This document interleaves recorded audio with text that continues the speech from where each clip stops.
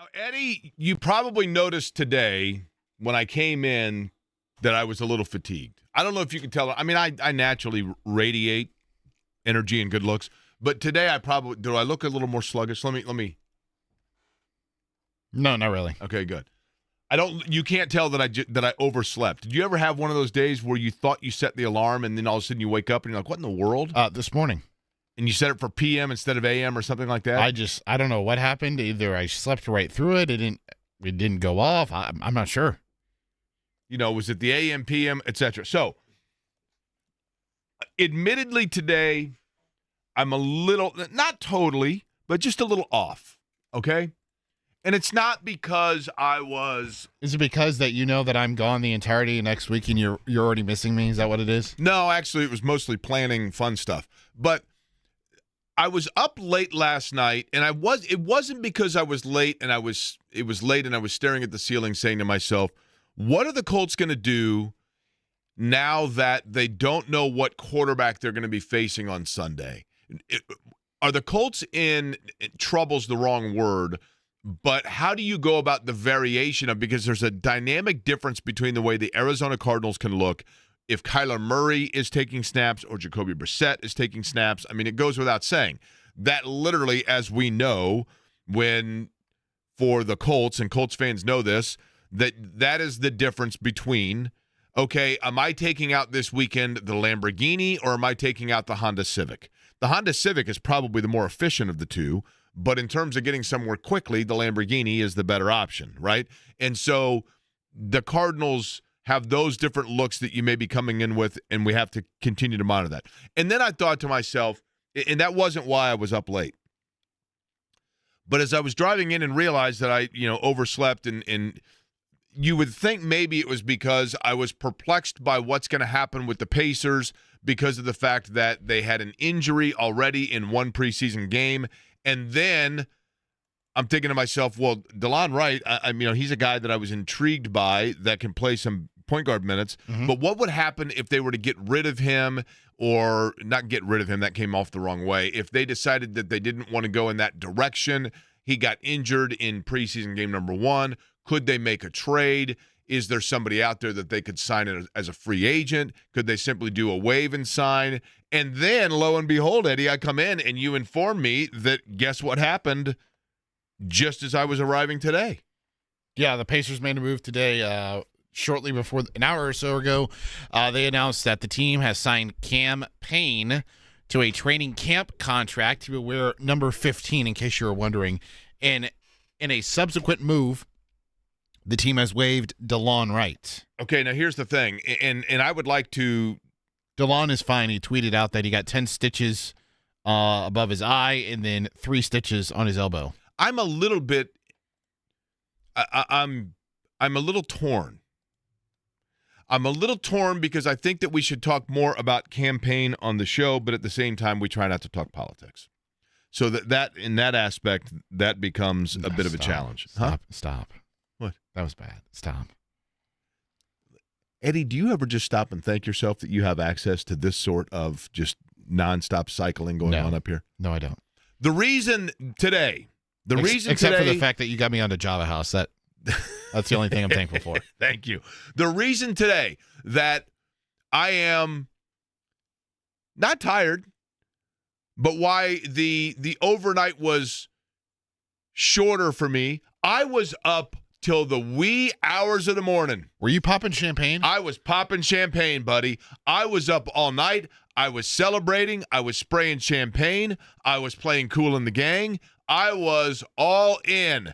I put on my hat. I'm ready to go. Let's go, Blue Jays. How did Boo react to the champagne popping? Boo was right there with me. And let me tell you something. It is hard to pop champagne without, the additional thumbs. But nonetheless, as a bandwagon fan. You mean opposable thumbs? Opposable thumbs, thank you.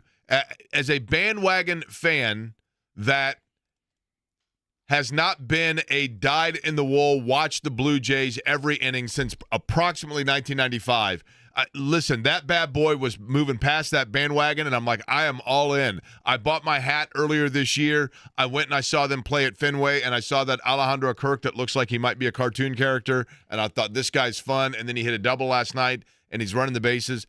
And secured me a case of beer. listen, he did. They eliminated the New York Yankees. It was fun, right? It's fun, unless you're a Yankee fan. To the rest of baseball, it was fun. And the Cubs keeping things alive. I'm all in on the baseball postseason, but we are doing a Game 5 between the Mariners and the Tigers. Yeah, decisive Game 5, right? Yeah. But the bottom line is this. We're doing a show in Indianapolis, Indiana, and in Indianapolis, Indiana, Major League Baseball playoffs. Most people listening to my voice right now become a fan of baseball like myself 2.5, 3 weeks ago. So it is in our best interest to stick with the topic that we began with. But let me say, it's good the old afternoon deli to all of you. situation, right, Jake? It is. Because the reality is this. If you are to own a delicatessen, and you know that 92 out of 100 people coming in are looking for turkey or ham. And turkey sandwiches or ham, then you better be able to provide turkey and ham. And Major League Baseball is a good pastrami sandwich. Now, what about chicken? I would say chicken probably is in there. Here's the thing. Excellent question. During the Pacers run, chicken becomes right there as right alongside turkey, right? But it right now is – the chicken right now is it's an undressed chicken. Now, did the chicken come before the egg? No, I think the egg comes first. Right? No, actually, the chicken comes before the egg because when all the animals were created, you created the animal first and then how it reproduces second. So I say chicken before the egg. But nonetheless, Colts are the primary topic. Good afternoon to you. My name's Jake Query. Eddie Garrison, the other voice you just heard. It is Query and Company here on 93.5 and 107.5 The Fan. And let's begin with the Colts because of the fact that, as I'd mentioned, Arizona coming in, and you shift away now from, there's a lot that you look towards with Arizona of that topic of who's going to be throwing the football. And it is interesting that Marvin Harrison Jr. is the dynamic player, at least on paper, for Arizona, but they really have not. He's just started to get going a little bit, and maybe some of that is just a combination. Like he had, was it not this week but last, where Marvin Harrison Jr., they were on primetime, and he got off to the Thursday night game against Seattle. And there was that conversation of like, when is this going to get going? I think it kind of is now. We know of his skill set, but now we wonder who it is that's going to be getting the football delivered to him.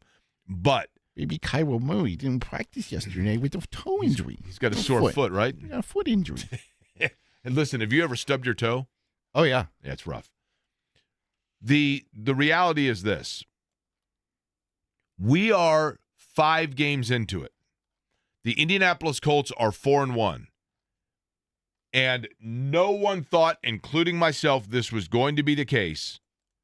But you are inching into territory now of, okay, whether it's Kyler Murray or Jacoby Brissett, whether it's, if they're getting ready to go in and, name the opponent, you're looking for reasons of, well, yeah, but regardless of the strength of the opponent, regardless of who is starting, if the Colts play their game and protect the football, then it really is irrelevant. I keep going back to this. I keep going back to this point. That your team is trying to find itself when you look at schedules and you're looking for areas where they can get a win. And literally in the course of a month, we have gone from that with this franchise to looking at places where you wonder where it is that they could trip up. Because they are, and I know it's just 5 games, and it's a dangerous thing to get into. It's dangerous. It's dangerous to start getting into and overthinking and assuming that you are, in fact, in the upper echelon. But the league is set up. Would that be the upper quartile, Jake? Or the upper quartile of upper quartiles, which is rare air. The league is set up for parity, and the league is set up for quick turnarounds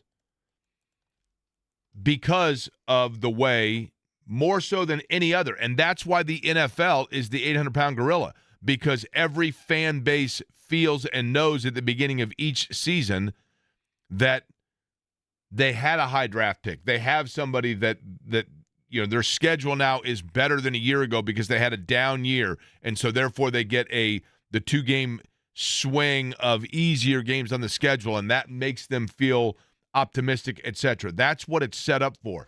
And yet this franchise seemingly has not been able to capitalize on that, and it has not fallen in their favor because, quite frankly, in certain areas they've swung and missed on draft picks when they have been able to draft high, or they simply went out and got the wrong players in free agency or padded areas in areas that at the time were not necessarily needed, etc. And it's now all come together. And it's just 5 games, and you try not to overthink it, but we've seen it here before where things turned around quickly on a dime, and all of a sudden you're like, wait a minute, this is surreal to me, but I think the Colts actually might be good. And it happened in 98. It happened in 12 or, whatever. Yeah, 12, in the 12 season. And it's happening potentially again where you look at it and you go, I don't think this is simply schedule assisting them. I think they are legitimately good. And that's where they are right now. Now, there are areas that are of question. There are areas that are of concern.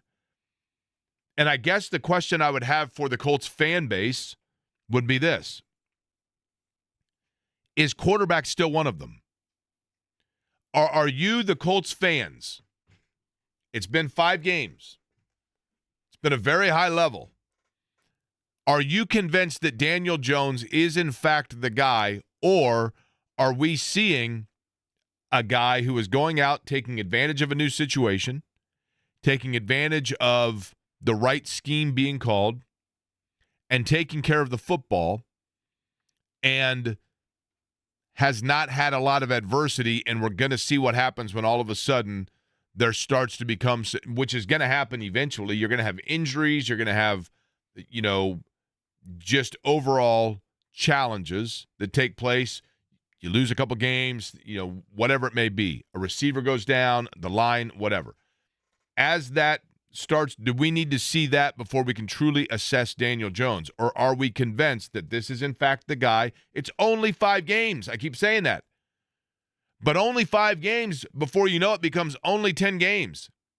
Only 15 games. And then before you know it, you're like, wait a minute, maybe this is the right combination, the right fit.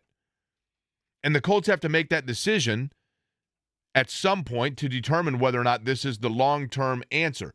But I'm curious whether or not, Eddie, people are at this point ready to say, I have seen enough, I have enough evidence, I'm ready for my verdict, or do you think people are still cautiously optimistic but have in their mind the remnants or the memories of other quarterbacks in the past where we've done this, and you, be it in Indianapolis or elsewhere, where you say, that's the guy, you push all in on it, because there's a danger there in the NFL. You push all in on the wrong guy, and then you're back to square one. I think fans are buying in to the fact that this team can be a legit, AFC South contender to win it, but just because they haven't faced Jacksonville yet, so you have to see how that plays out, and we still don't know what Jacksonville fully is. Like, they beat Kansas City on Monday night, and could that have been a situation, Jake? We see this from time to time, and I understand they're pro athletes, but like Kansas City, for example, they have Detroit this week. Could they have been overlooking Jacksonville because they have Detroit coming up, and they were looking more towards the Lions than they were the Jaguars? And plus, it was a short week, so I think, are you starting the preparation early for Detroit, kind of at the end of last week? I mean, there's some questions there. But with the way that the Colts have been able to dominate their opponents, I think is the most encouraging part, because these aren't games where you're just squeaking by some of these teams that aren't good. You are dominating them to the point where there's conversations of when do I get Anthony Richardson in? When do I get the second string guys in? When do I get my starters out? Those are the encouraging aspects to this. Now, of course, they do get lucky with the win against the Denver Broncos, and they made way too many mistakes against Los Angeles, but that's the nature of the NFL. Here's the thing, Eddie. The NFL is different, I think, to a great extent than college, or even like the NBA, whatever other sports that we discuss, because the NBA, I think, the NFL, is very regimented. College is as well, but it's the difference between professionals, obviously, and collegians and different, but And there's also, I think, a lot more disparity in college in terms of within the conference and things like that. But in the NFL, I think there's regiment.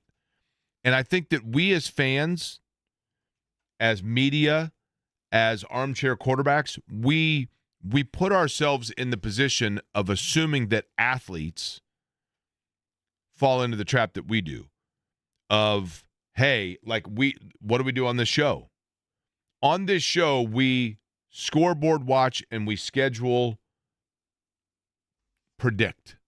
I don't know that players do. We entertain and educate, Jake. Well, we educate and entertain in that order, yes.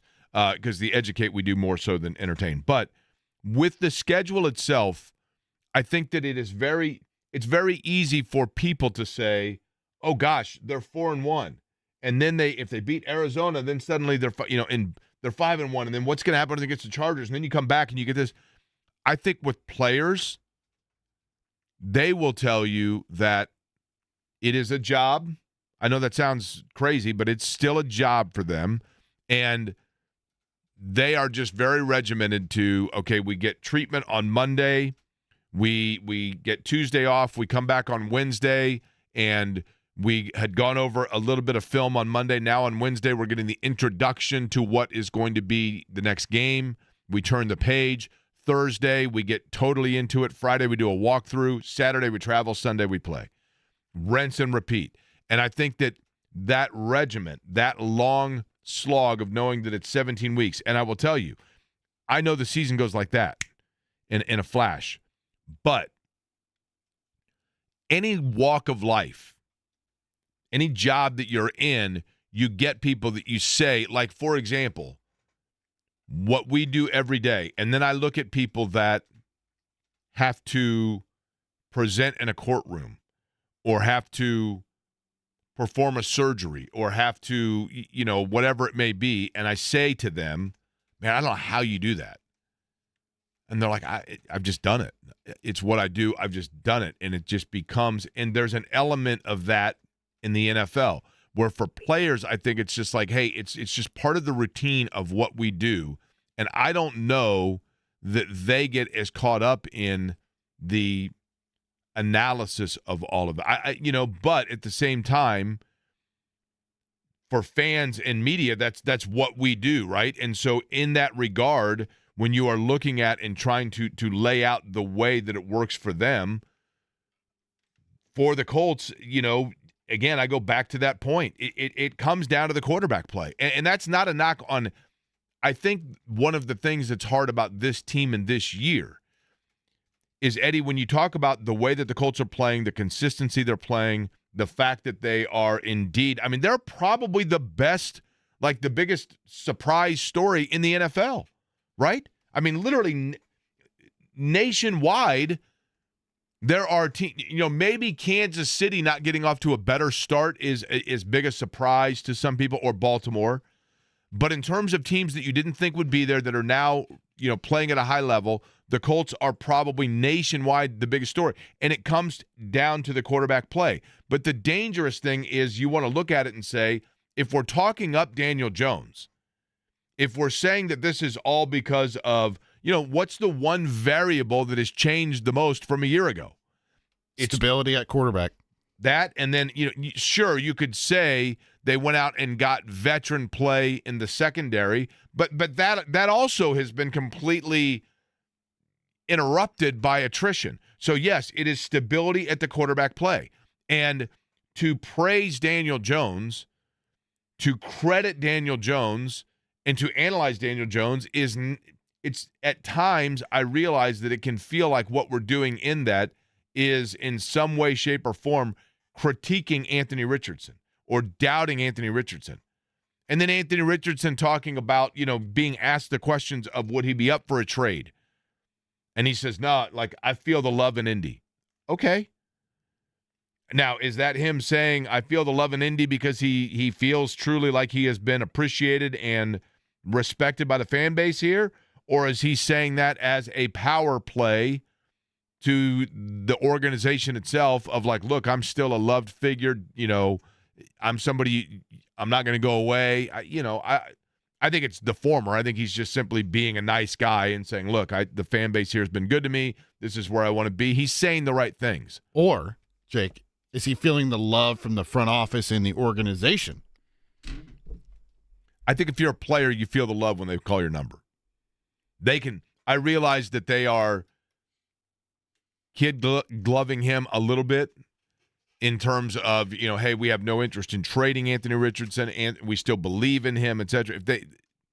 But they are now in a position where if, and this is a big hypothetical, if the Colts elected to go with Daniel Jones simply because they wanted another year of stability for Anthony Richardson to observe, to see what is expected of a quarterback before they hand the reins back to him, if that were the case, it's not. If that were the case, then you do it and you're like, wait a minute, though. This is working and clicking and all coming together far more so than we thought. And so, therefore, do they have to look at Jones and say, okay, is he going to be Sam Darnold to Minnesota, where you have him for a year? He has a great turnaround, becomes a solid, reliable player, but you have the heir apparent waiting in the wings to come back to hand the reins back to, and Minnesota decided to make that move. And Sam Darnold's now in Seattle, and he's playing at a decent level. Is he is he a lift you to the Super Bowl quarterback? I don't know about that, but he's solid. But Minnesota also, I think, thought to themselves, A, we have an heir apparent that's younger in the wings, and B, this was never by design going to be a long-term marriage with Sam Darnold. And the Colts are in, if they so choose, they could be in the same situation. But I get the feeling, I get the impression that the fan base in particular is at the point already through 5 games of saying, let's not screw this up. Let's let this play out. But I think most of them are starting to lean towards he is, in fact, the guy. Now, is this Cinderella? Is midnight coming? I don't know, because I think if you look at New York when he was with the Giants and when Daniel Jones played at a high level and took care of the football, which one of the biggest things in his tenure as the Giants quarterback that was hard to come by was an area or a period where there was stability of taking care of the football. He was a turnover machine. But when he played the best, I remember watching Daniel Jones in New York at one point and saying, this guy's a pretty good player. I see now why, out of Vanderbilt, which is not a football factory, why he was selected high. I like his athleticism, or Duke, excuse me. I like his athleticism. And so therefore, coming off of playing for a coach at Duke that had been a quarterback's coach and was thought highly of the Mannings and all of those things, right? And so coming out of Duke, when you looked at him and saying, that's not a football factory. And I watched him a little bit in the ACC, right, because I follow Clemson, and thinking, okay, this is, in fact, a guy that is showing some signs. But then that was when he had Saquon Barkley. And Saquon Barkley, when he speaks highly of Daniel Jones, says a lot to me. So now he comes in here, and Jonathan Taylor is a similar type player. So they have managed to put him in a situation that mirrors the situation that he had in New York when he was at his best. But they have to figure out whether or not that is a long-term or short-term situation. But it's a good problem to have. It's better than having it where you're like, man, what in the world are they going to do? They are now left for nothing, which I think is what everybody thought, right? Everybody thought coming into it, like, look, they're going to be 7-9, and they're right back to square one. I said 10-7. They're going to be better than 10-7 unless the wheels fall off here, bottom line. And part of that is because they're getting solid play from each and every player when their name and their number is called.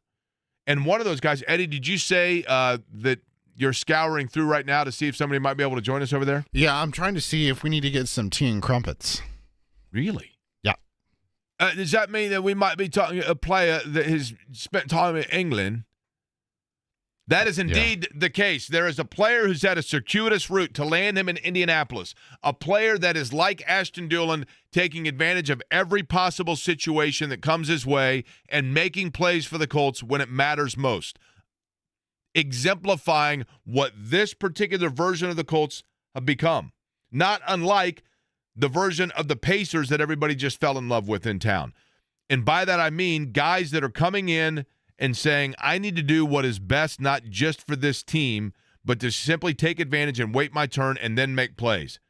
And I believe we're going to talk to one of those guys. He is essentially an Ashton Dulin type. When his number is called, he's there. And I think we're going to dial and call his number and see if he answers. And he spent time in England, and he's now with the Colts. And we will bring him into the program, and we'll do it next. Also on the program today, Taylor Tannebaum going to join us later on in the show. You ask why? Well, not just because Taylor's fun and we love her being from Indy, or working in Indy, but this situation with Bill Belichick is crazy.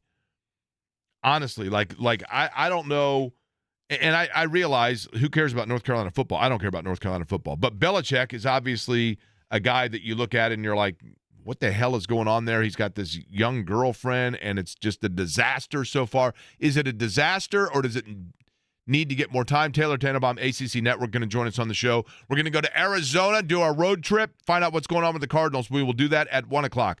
But when we come back inside the Colts locker room, one of their players joining us next.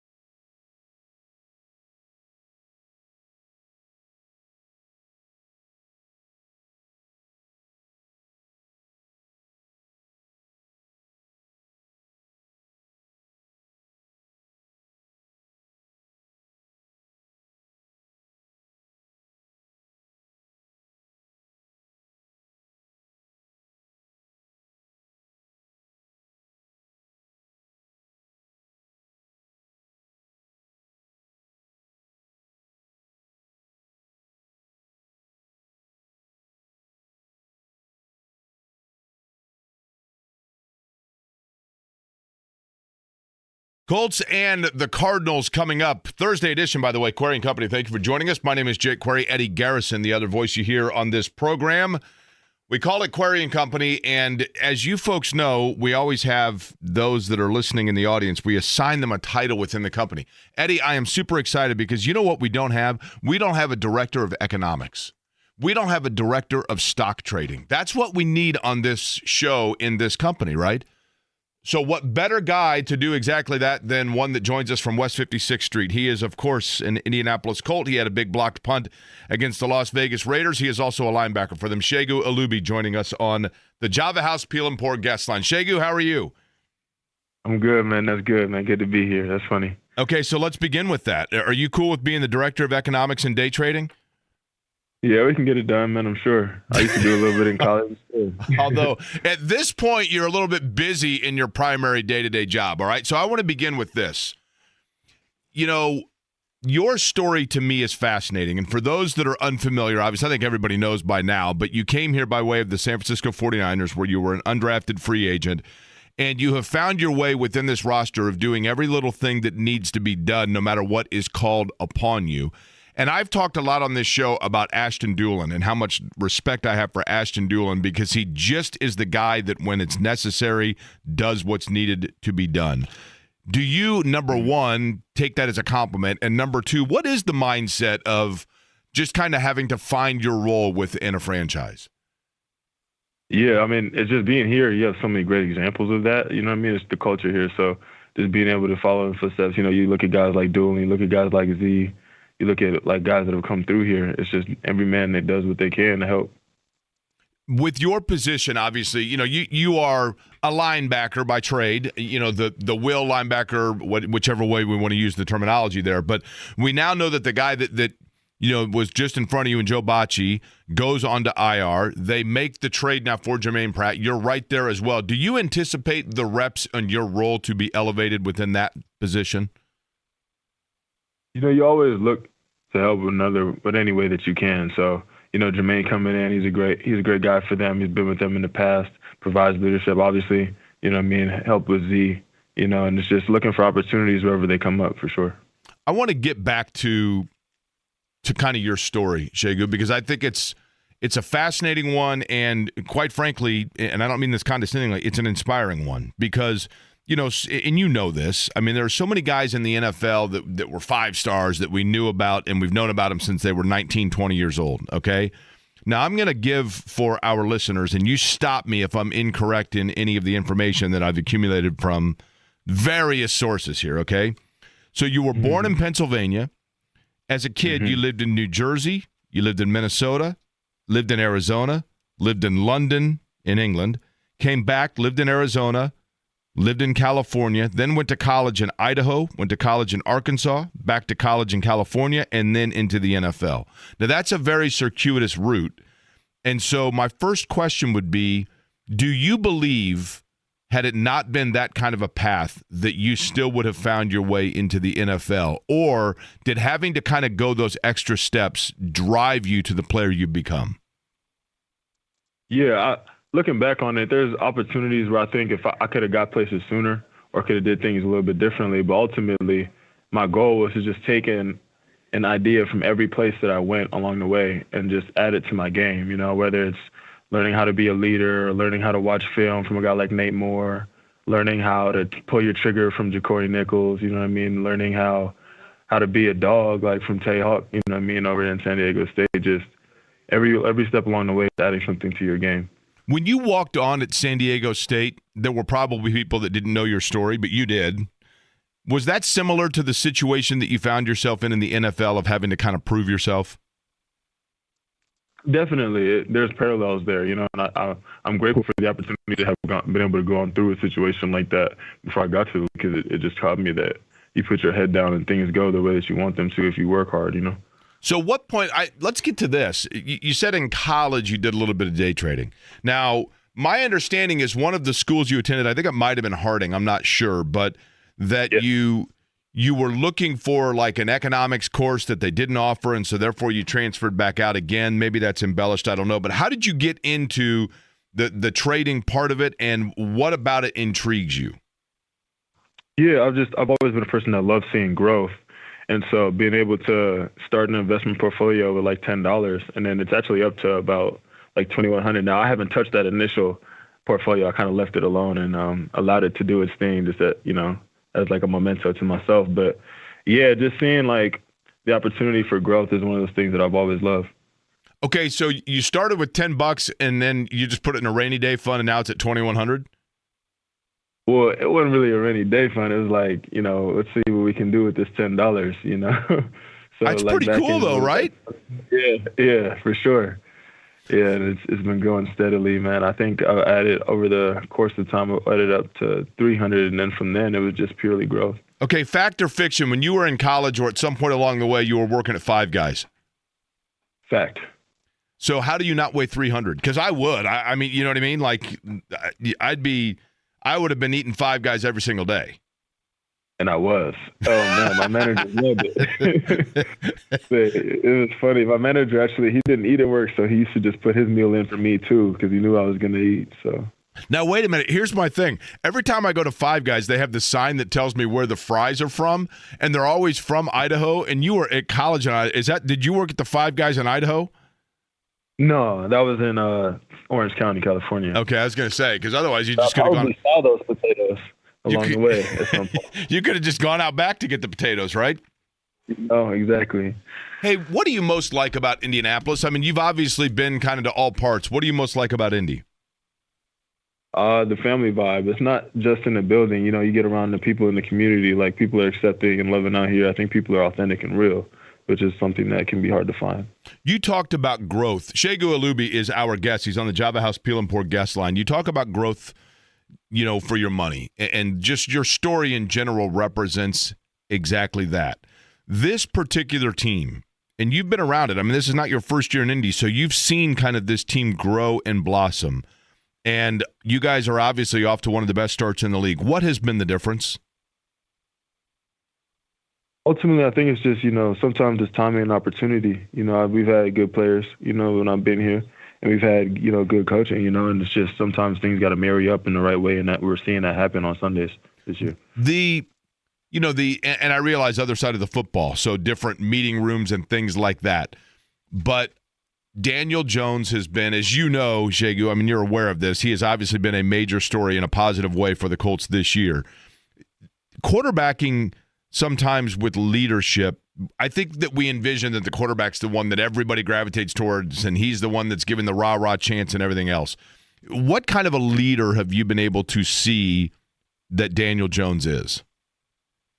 Yeah, just consistent execution, right? Like, you look at a guy like Daniel, he's not super big into the rah-rah, but you can look at him and see that confidence that's there.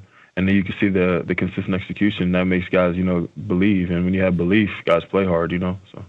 Okay, what about on your side of the ball? The guy that, I'll ask you this. Who is your defensive leader? We know Z to be a vocal leader for us, but there's multiple players on our defense that are our leaders, whether it's, Defoe. I mean, realistically, like, we have so much good leadership and tenure on defense that it's not just one guy, and that's kind of one of the things that we have as an advantage. Yeah, DeForest Buckner's the guy that it seems, and obviously Zaire Franklin, right? It goes without saying that Franklin, based on tenure and just the fact that he is so reliably there, right? But Buckner is also a guy that it seems as though from the outside is the one that's not afraid to speak up, so to speak. Is that a fair assessment? Yeah, when something needs to be said, Buck isn't afraid to say it at all. And I think that's true for a lot of guys on our defense, which is, like I said, part of what makes it so good, because Cam Bynum the same way. Okay, so Cam Bynum is a guy that you have a lot of experience with, right? Because you go beyond just the walls of West 56th Street and your experience with Cam Bynum, correct? Yes. Yeah, me and him went to high school together, so that was really awesome to be able to see him and be teammates again. Who was the better player in high school? I say you. He might say me. I might say him. That's just kind of guys we are. But I'll probably go with Cam. Yeah. Is it surreal to be? And I would think this is true for anybody, but I'll ask it just for you in particular. Is it still surreal that you're in the National Football League? Every day. I walk in every day, walk in the locker room every single day, look around and see, when I first walk in, usually I see Tread, and so I see Laquan Treadwell. And I remember watching Laquan in college and then watching him in the league. And, you'll just see different guys, and it just reminds you, look around the building, you see how people are. It's surreal every single day, and I try not to take it for granted. And with that, at what point in your career did you realize that the NFL was a distinct possibility? I remember it like it was yesterday. It was my freshman year of high school or college. I was sitting in my college dorm and I was watching an NFL game with my roommate. And I just remember sitting there and I was like, man, I watched some guy and I think he got completely cooked. And I was just looking, I was like, I think I could do at least that. You know what I mean? I think I could do better than that. And so I just remember that I changed my Twitter handle to the league and then kind of just started working on it from then. And once you got into like the situation, for example, where you get a key blocked punt, a special teams play like that, right? I would think being in particular in special teams can be a challenge because you only get so many opportunities out there to make the name, to make your footprint, to impact the game. And so you have to make sure that you're not over-rushing it, overthinking it, getting too zealous, and letting the process take care of itself on a play. Now, that's me, a radio host, talking. Is that me way overthinking the mindset of what you have to be in the NFL? No, I mean, it's pretty simple. You just line up and execute your job, and then the big plays happen because you were prepared and you were doing what you were supposed to do. You can't really go big play hunting because that's when you get out of position. I mean, guys are too good, you can't sit there and try to capitalize on something that isn't there. But doesn't that kind of symbolize your entire journey? Absolutely. You know what I mean? Yeah. Like you just had to go through the process, right? Yeah, just taking advantage of the opportunities when they're there, but you can't rush the process. And I think that's true for a lot of guys in this league. What's your favorite thing to do when you're not? And during the season, I realize you're pretty committed to what you're doing, but when you're away from the facility, when you're away from practice, when you are just kind of kicking your feet up, so to speak, Segun Olubi is doing what to pass the time? I like to travel. I like to travel around a bit, and then if I'm not doing that, I'll probably be doing yoga or boxing. I like to do active things like that. How long do you live in London? We were there for a brief stint, probably a few months, couple months. You know what I mean? Just trying to get things situated back here. Have you been back there since? I mean, did it have any sort of an impact on you? Yeah, I travel there pretty as often as I can. I was just there this last summer, visiting my cousins and friends and stuff. Do your cousins have British accents? Yes, of course. I have a wonderful. Eddie loves this. I have a wonderful British accent now. Segun, can you critique my British accent for me? All right, let's give it a go. Yeah, I was watching Indianapolis Colts over the weekend, and they had a guy that he blocked a punt against the Raiders, and then before I knew it, the Colts just pulled away. What do you think? I think it sounds like a mix of different reasons, but, it's better than some. So. Yes. Now, here's the thing, though. A Brit would immediately be able to call me out as a poser, wouldn't they? 100%, because it sounds like a mixture from different places for sure. It's Cockney. That's what I'm going for. I have no idea. I have no idea what that means, but I like saying it. You know what I mean? All right, I can feel that. Segun Olubi, listen, we wish you the best of luck against the Arizona Cardinals coming up. Have you guys gotten a chance really to dive in yet? I would assume that yesterday was probably when you really started to look at tape on Arizona. Oh yeah, we've been on it. We've been on it since Monday. Shoot, always on to it. How do you prepare for it when a Kyler Murray say, we don't know if he's going to play. He's a dynamic playmaker. You got to have an eye on him at all times, but you don't know if it's going to be, whether it's going to be Murray, whether it's going to be Jacoby Brissett. How do you guys, what is the approach when you don't know the status of a quarterback? I think you just add more time, right? As much time as you can squeeze, you're gonna focus on both guys. Obviously the primary guy, but you can't discount the back. And we always have a plan in place for either guy.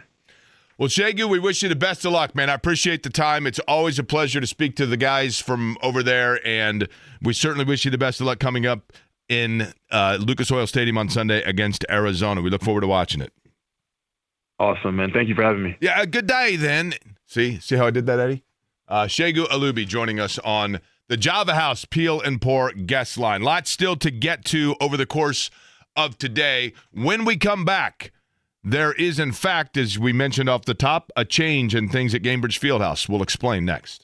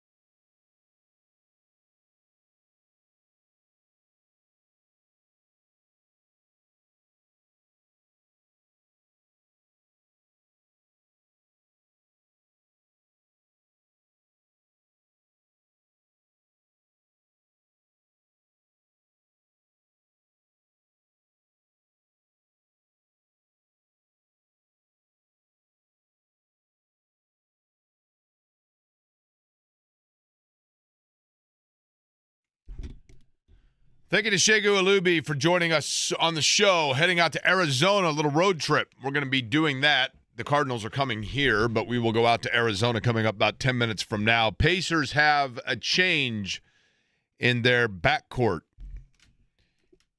DeLon Wright, who was one that I actually thought was going to be somebody that could, fill that role as just kind of the number 3 backup, if you will, point guard. But within this offense, obviously, everybody kind of gets a chance to get through, especially earlier in the year. But he was, and I don't think it was because of this, he was shaken up in preseason game number 1. He received 10 stitches after a collision on the court.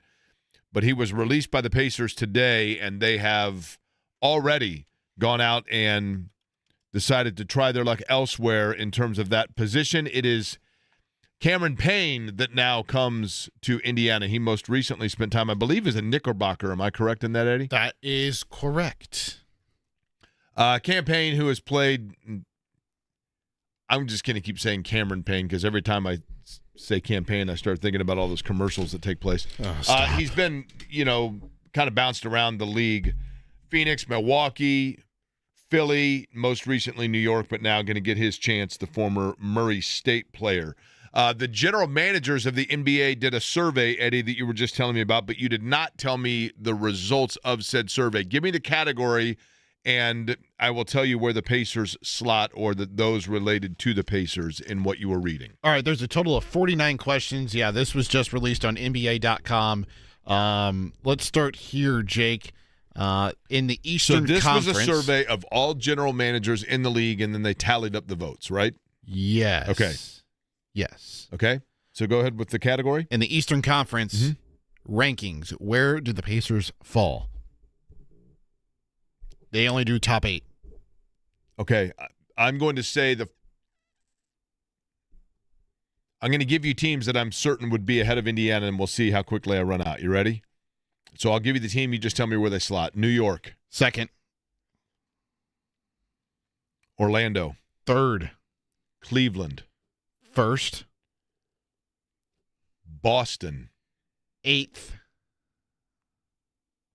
Milwaukee. Tied for 5th. Okay. Oh, Detroit. Tied for 5th. Did I say Orlando already? You did. Okay. I'll go with. How many have I mentioned so far? You've mentioned Cleveland, New York, Orlando, Detroit, Milwaukee, Boston. Okay. So I'll say now Indiana. They are not in the top 8. Okay. So there's one team that I'm looking for above 2. them. Okay. Surely this wouldn't be the case. Chicago? No. Miami? No. I think Miami deserves some consideration there strictly based on their coach. I mean, after that, everything's a dumpster fire, right? I think there's an obvious one, and I think there's a team that nobody really talks about a lot that's going to shock people with how good they will be this year. All right, hit me. Who's the obvious? Philly. Yeah, see, I strongly disagree there. Although I realize if healthy, yeah, that's fair. They're all healthy, to my knowledge, right now. So Yeah, that's why I say an obvious But again, one. I mean, okay. Atlanta 4th in the GM survey. Really? Mm-hmm. Okay. Let's see. No players in this one, but who do you think they predicted will win the MVP? This was pretty much unanimous. 67% of the votes went to this guy. Luka Doncic. Yep, that is Okay. correct. Let me scroll to another one. Oh, most likely active player to become a head coach. TJ McConnell. Tied for second with Mike Conley. So there's a player that was in front of them. Yes. Bam Adebayo. No. Hit me. Chris Paul. The most overrated point guard in the history of the NBA. Everybody, like Chris Paul is the final piece for a championship for 14 different franchises, all of which then got beat in the conference finals. Which player would you want taking a shot with the game on the line? Oh, I mean, if Tyrese Halliburton is not number one in this category after what he just did in the postseason, then every single one of these GMs needs to never again be allowed to do this. With 13% of the votes, Tyrese Halliburton 3rd on the list. Okay. Behind. Now, here's the thing. I don't consider the top guy. I don't really know the top guy for clutch shots. I know of a couple, but not a lot in his career. Hit me. Stephen Curry, 47%. I mean, he did hit a pretty big one in the Olympics. That's fair. Okay, you know. that one, and then and I mean, just the fact that if he's open, you feel pretty good about it. okay, last one, Jake, before we have to hit a timeout here. Who was the other player on that list? Kevin Durant. Okay. Who is the best Kevin point guard? Durant. Who is the best point guard in the National Basketball Association? Are they considering Luka Doncic a point guard?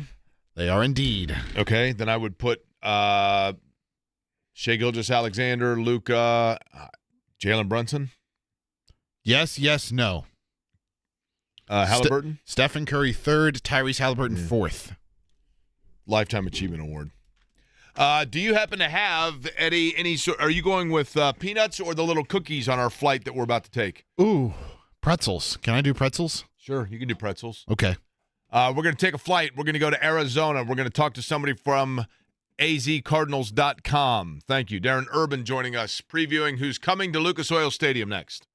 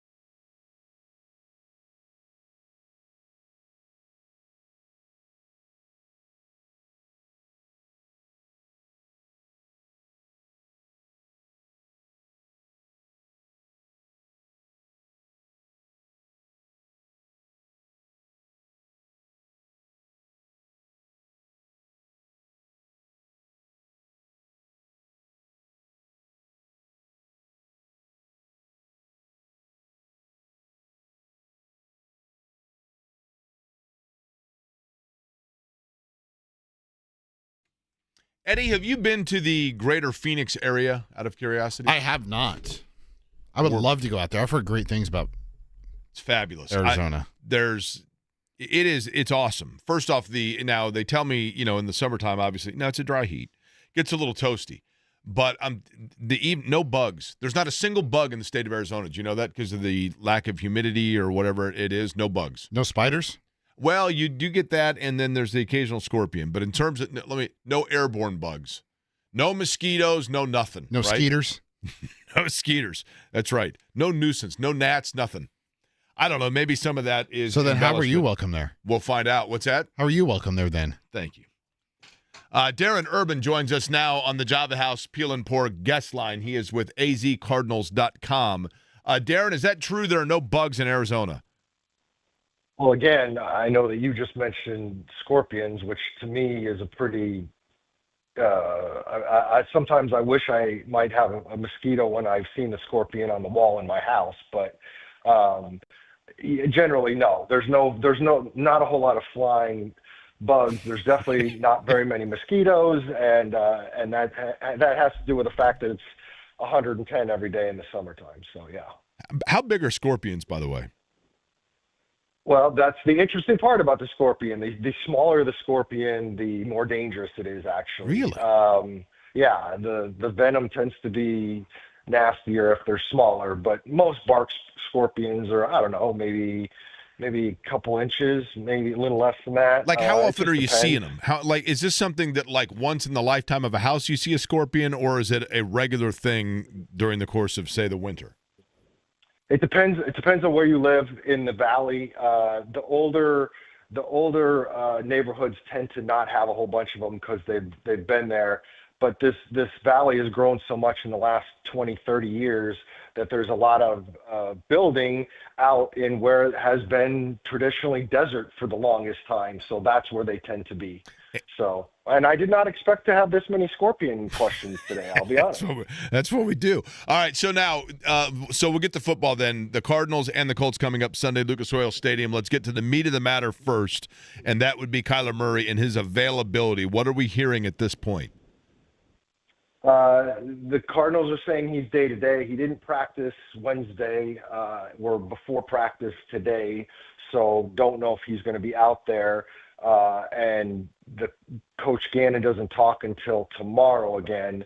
And so we won't really get any kind of other update other than whether he's out there or not and whatever's on the injury report. So we'll see if he's out there. I mean, obviously, if he's a DMP again today, you wouldn't think that would be trending in a great way. But I would think it would take the entire week of what's exactly going to happen because – he's been around this offense. If he was able to practice some on Friday, maybe that opens a door for him. So we'll see where it is today and tomorrow. But, I mean, obviously it wouldn't have been brought up. And Gannon, who doesn't really like to talk a lot about injuries, did bring it up before practice yesterday. I mean, I think Jacoby Brissett is absolutely in play for a possibility of playing this weekend. Okay, and let's go to that. Obviously in Indianapolis, we are familiar with Jacoby Brissett, right? And I know in Arizona, one of the expected big playmakers has been Marvin Harrison Jr. since the time that he was acquired there. And, there's been inconsistency, but I think we know how good he can be. How does Arizona's offense change in terms of the playbook, essentially, or schematically, if it's Brissett and not Kyler Murray? That's a good question. I mean, obviously, we haven't seen Jacoby yet in this offense when it matters. I mean, obviously, he played a little bit in the preseason.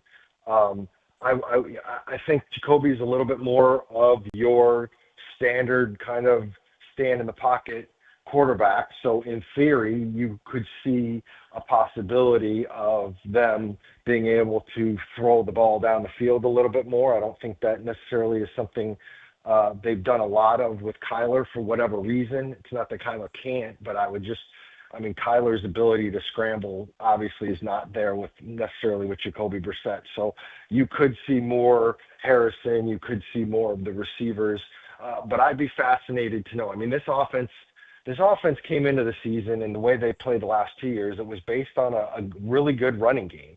And it was all going to be playing off of that. And unfortunately for the Cardinals, between the injuries at running back and not awesome play on the offensive line and some injuries there, that running game has not been there. So when you have an offense based on the running game and it's not as effective as you were hoping, that tends to have a trickle-down effect. And I think that's what's happened to the Cardinals over the first 5 games. You know, in looking at it, Darren, Trey McBride has played well for them, for example, at tight end, right? And I don't know, you would know obviously better than I whether or not he has been a focal point for them, or is that kind of, you know, it seems like we're seeing a league that is getting more involved with the receiving tight end. Does Arizona do that because of what is available there, or is it almost out of necessity because the other areas of the offense haven't gotten going yet? I think Trey McBride gets the targets he gets and is the impactful player that he is. I would say 80% of that is because he's a great player, and he's essentially their best pass catcher. He just is. So when you have somebody as good as that, and I think when the offense is clicking, I personally believe that Trey McBride is absolutely in the conversation for best tight end in the league. Now, I know not everybody's going to see it that way, and part of that is how the Cardinals are, but I believe that. So I think most of what McBride gets is because of how good he is, but there is a necessity part of it. Marvin Harrison is continuing to try and figure out his spot in this league. He's played really well the last game and a half, and it seems like he's finally trending in the direction that they need him to trend in. The rest of the receivers have not been very impactful, but I don't know how much of that is really them and how much of that is how this offense has struggled, and maybe some issues in pass protection and maybe the idea of using the running backs as pass catchers. So, but getting back to your original point, I mean, I don't think anybody would look at this team and not say that Trey McBride is the number one pass catching option. Now we'll see how Marvin continues to develop in that way. But I mean, if Marvin gets to the level that they want him to, and Trey plays how he's been playing for 2 years now, that's a pretty nice 1-2 punch. Darren Urban is our guest, azcardinals.com, where you can read his work. We're previewing, of course, Colts and Cardinals coming up Sunday, Lucas Oil Stadium. Darren, there probably have not been a lot of matchups in the history of the NFL that feature two teams that have had players that have dropped the ball just prior to the goal line on what was expected to be a touchdown. Now, in Indianapolis, that player, A.D. Mitchell, then essentially was relegated to the bench. He did get in at the end of the game against Las Vegas, but he was disciplined for it. Arizona handles that situation how? I think that's a great question. I mean, part of the Cardinals situation, I mean, with all due respect to A.D. Mitchell, you've got other receivers that you're using in front of him. Correct. Different position than a running back. Correct. And with the Cardinals, their top 2 running backs are James Conner and Trey Benson are both on IR. Amari DiMercato, the player that dropped the ball, has been their main third down back. They can use the other 2, Michael Carter, who's been in this league, and Bam Knight, who's a little bit younger, but he's been around a little bit. Could they get more work? They absolutely could. I don't know if the Cardinals are in a position where they can just afford to say, Amari, you're not playing, because he also plays a lot of special teams. But we'll have to see where it goes. It's been such a weird 5 games for this team. Every single one of the Cardinals games has come down to essentially the final possession of the game. That's part of it. And they won those first 2. These last 3, they've literally lost on the final play of the game each time. There's just a lot floating around. And the Amari thing just seems to be the cherry on top and the conversations around it. You can't have that happen. I know that, not surprisingly, the coaches for the Cardinals, which I'm sure was true for all the other 30 teams around the league, all showed video of A.D. Mitchell last week. So for that to happen after all the coaches, I'm sure, around the league saying, don't let this happen, that's a tough look. But what that looks like on Sunday we'll have to see. Jonathan Gannon said at this point it was asked if there was going to be any repercussions for him. Gannon said no. I don't know what that exactly looks like, because I think the original sense of the question was probably more like, would you cut him? But we'll have to see exactly how it plays out on Sunday. What is Arizona's defensive strength? I think right now their defensive strength continues to be the defensive line. They worked really hard to upgrade that, the front seven overall, actually, and they've played really good defense. I mean, one of the reasons everybody's so frustrated out here is because defensively they played well enough to win. If their offense had just generated any kind of semblance of regular scoring, this team very easily would be 5-0 right now. Now, we can say that about a lot of stuff and a lot around the league. So, Bill Parcells, you are what your record says you are. But defensively, they've played well. Unfortunately for them, the last 3 weeks, they've had a chance to really put an exclamation point on that defensive performance in any of one of those games to potentially stop these game-winning field goal drives. And unfortunately, they have not been able to on those final possessions. But overall, they've played really well defensively, and I would not doubt that whether Kyler plays or Jacoby Brissett plays, this game this weekend is going to be about how much the defense can hold the Colts in check. What is their defensive Achilles? What is the area that Indianapolis can look at offensively and say, there's susceptibility here, let's exploit it? That's a good question. I would say, the first thing that pops into my mind is if it's a close game late, you might be able to move the ball late on them, because that, to me, the biggest issue that the Cardinals defense has had is that they haven't gotten those last stops. I guess overall you could probably say they have a younger secondary, but I think for the most part the secondary is held up and they have gotten pressure most of the time pretty well. Josh Sweat's got 5 sacks already. Their defensive line has played well, even though they've had a couple of injuries. So I guess I would say the secondary. It's been tough. I know the Seahawks ran on them, but generally teams have not been able to run on them. Do you ever hike that Camelback Mountain, by the way? I have done it twice, I think. In my many, many years. Yeah, I've done it a couple times. It's kind of a must-do, but it gets hot as hell, right? Isn't that right? If you don't time it right? Well, if you're dumb enough to go in July, then that's pretty much on you. I Right. wouldn't be hiking something if it's not, November to maybe early May. That's when I would be doing that hiking. But then again, that's when everybody's going to be out there. Maybe if you want to go in July when nobody's out there, that's fine. But if you end up having to call somebody to come rescue you, that's again on you. Now, for those that don't know, by the way, just outside of Phoenix is Camelback Mountain, and you can, I say hike it. You can. It's basically rocks, and then it's not overly arduous, but it is pretty awesome because you get to the top, you can kind of see. I like just saying the valley. I don't even know if that's in the valley, Darren. We live in Indiana, so everything to me is in the valley, right? Yeah, that's in the valley. Camelback Mountain is basically right around the Scottsdale, Phoenix area. It is kind of in the center if you get to the top. One of the times I climbed it was actually back in the day. The Cardinals had a strength coach named John Lott. And when the rookies first showed up, and it was the summer, it was real early in the morning, but I accompanied them one time when he would take the rookies out there and climb it a couple of times during the off season, and they'd go to the top. In fact, John Lott would run it up and then run it down, insane. Which sounds dangerous as heck. Yeah, that's insane. Now, I'm curious, before we let you go, Darren. Darren Urban is our guest. He's on the Java House Peel and Pour guest line, azcardinals.com, where you can read his work. When the Cardinals, to me, are an interesting franchise because it's an interesting area because it has become such a transient. In other words, it's obviously a beautiful and a fabulous area of the country. So therefore, seemingly, a lot of the population of Arizona is from elsewhere, and perhaps they have their favorite team they grew up watching, and so, let's go to the Cardinals game because they're playing my Broncos, etc. But they've been there for a while now since coming from St. Louis.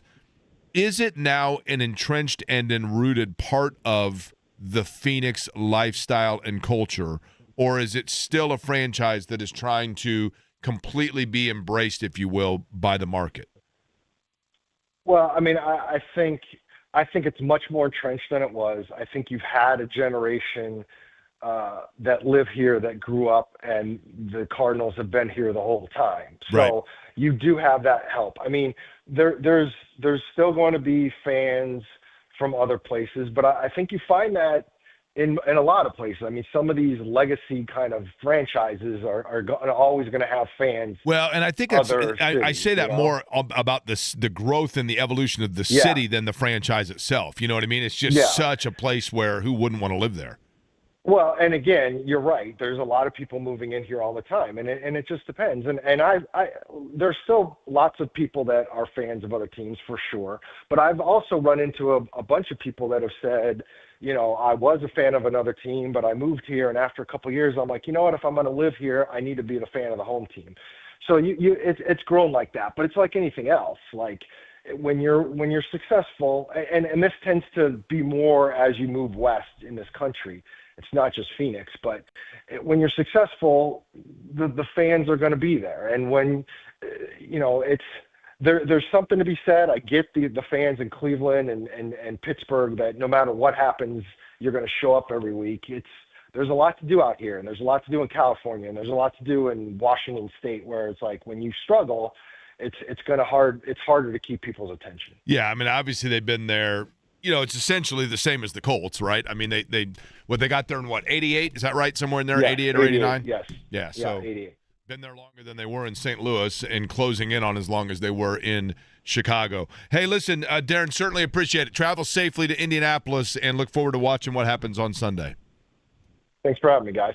Darren Urban, azcardinals.com, again on the Java House Peel and Pour guest line. You said, Eddie, yesterday you tried out, by the way, the Liquid Science, correct? Very good. Solid. All their stuff is really good, Jake. I know I'm having to start to like keep it up on lock and key here, right? Because you broke into my Wrangler stash the other day, the energy drink, right? I didn't break into anything. JavaHouse.com, where you can see all of that. I do know where you live, though, so. And, by the way, I'm curious of this. So I think, and you don't know this yet, but somebody's going to have to do cat duty for me on Saturday. I'm leaving tomorrow to go to Denver just for the weekend. Can't be me, Jake. I leave for my vacation tomorrow morning. Oh, that's right. Okay. So here's the thing. What about Zyverzuver? I know he's around here. I believe he's a cat guy. Yeah, I think Caleb's in the mix. My sister, you know, my sister's got a lot going on right now, so, you know, I might put her up to this. I mean, she's your sister. Of course she has a lot going on. Typically it would be Shannon, but she's going with me. We're going to Denver. And I'm curious of this. Jake, just make sure you clarify on what kind of gummies you want when you go there, please. I'm not bringing that. That's all you, man. We're going to go see Paul McCartney on Saturday night, right? Okay. And I mean, I'm a McCartney, like I'm not like some diehard. I'm not Mike Chappell, right? I love the Beatles, but I mean, I realize it's Paul McCartney now, and he's been, you know, I've had several people, Michael Young, track dude Michael Young, he's a huge Paul McCartney fan, and he's like, yep, I won't see him anymore because, you know, he's just not the same. I mean, I get it, right? I think it's mostly a sing-along concert, and I'm just one of those, I'm like, look, the opportunity to be able to sing along Hey Jude with Paul McCartney, I just want to do it once. I want to do it once. But I'm curious for anybody that has seen Paul McCartney in concert. I have not. I've been to a lot of concerts. I've not seen Paul McCartney. For anybody who has seen Paul McCartney in concert, is this like, how much of his fastball does he still have? I think, you know, he's a remarkably youthful looking and sounding guy and everything else when you see interviews, but getting out onto a stage and doing the show, I am genuinely curious for anybody. And we're going out there because Denver is Shannon's hometown. So, I mean, she actually leaves today. She's on her way there now, right now. And we'll get out there before I do. And we're going to be back. I mean, we're literally crack of dawn Sunday morning back. And then Colts and Cardinals on Sunday.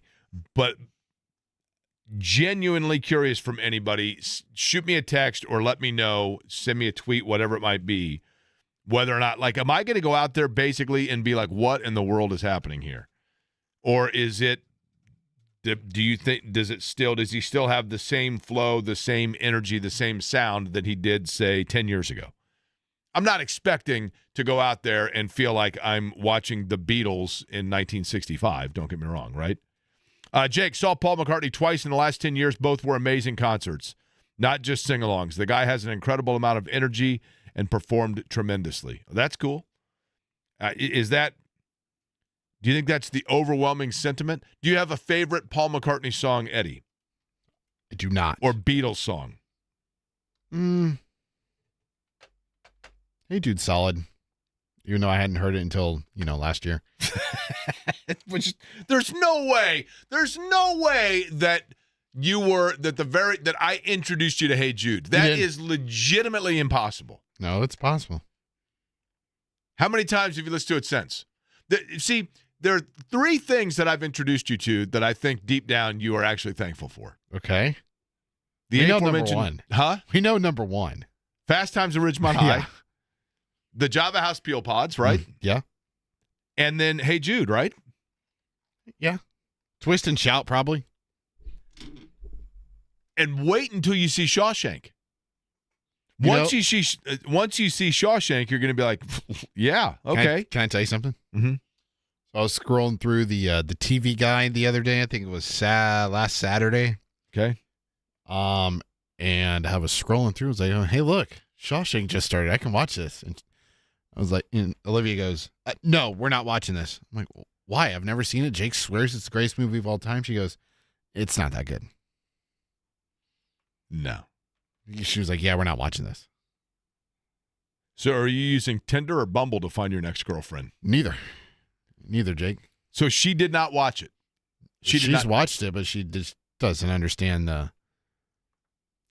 This from your only friend, Alec. I'm disgusted that Eddie did not know Hey Jude before last year. Yes, I know. Jake, Sorry. we saw McCartney several years ago. I could not believe the energy that he brought to the concert, and it was a lot more than just to sing along.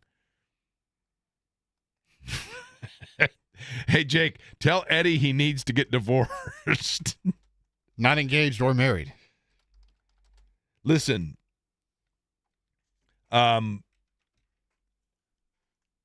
Shawshank okay, now we only have 30 female listeners.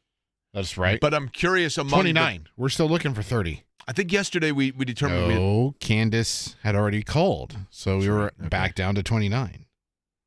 Jenny yesterday texted me. Remember? I said that we had Jenny sent me a text. Oh, that's right. Said that she was aforementioned, so she is 30. So we are sitting on 30 of female listeners. We think. But among our 30 female listeners, I would like, if we have a female listener, for a female listener to call in at 239-1070 right now and let us know whether or not Shawshank Redemption is in fact just a guy movie.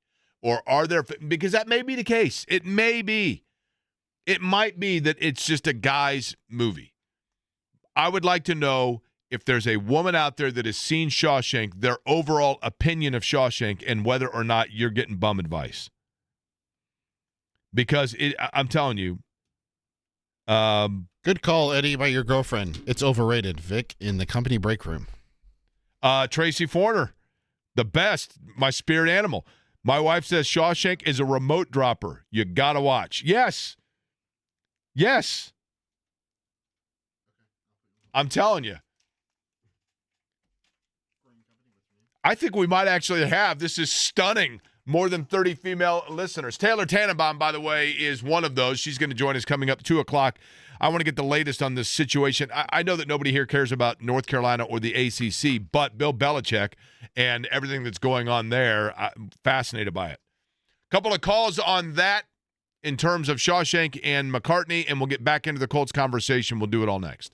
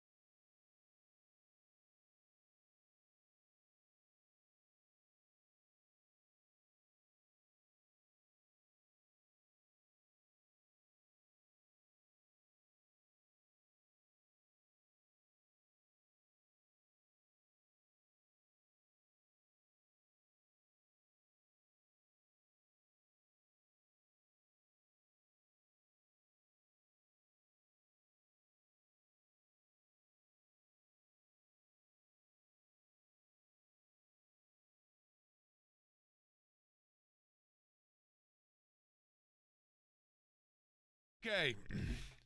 So we got two things going on here. I mentioned that I'm going to see McCartney coming up Saturday at Coors Field in Denver and was curious whether or not he is still kind of am I going to be disappointed or is it going to be good? And basically, emphatically, everybody has said, like right here, he can't hit all the high notes, but he puts on a heck of a show. 2.5 hours of singing. You'll love all the songs and will really enjoy Live and Let Die. I've had several people tell me that about Live and Let Die, that he really goes all out for that. I really want to see it.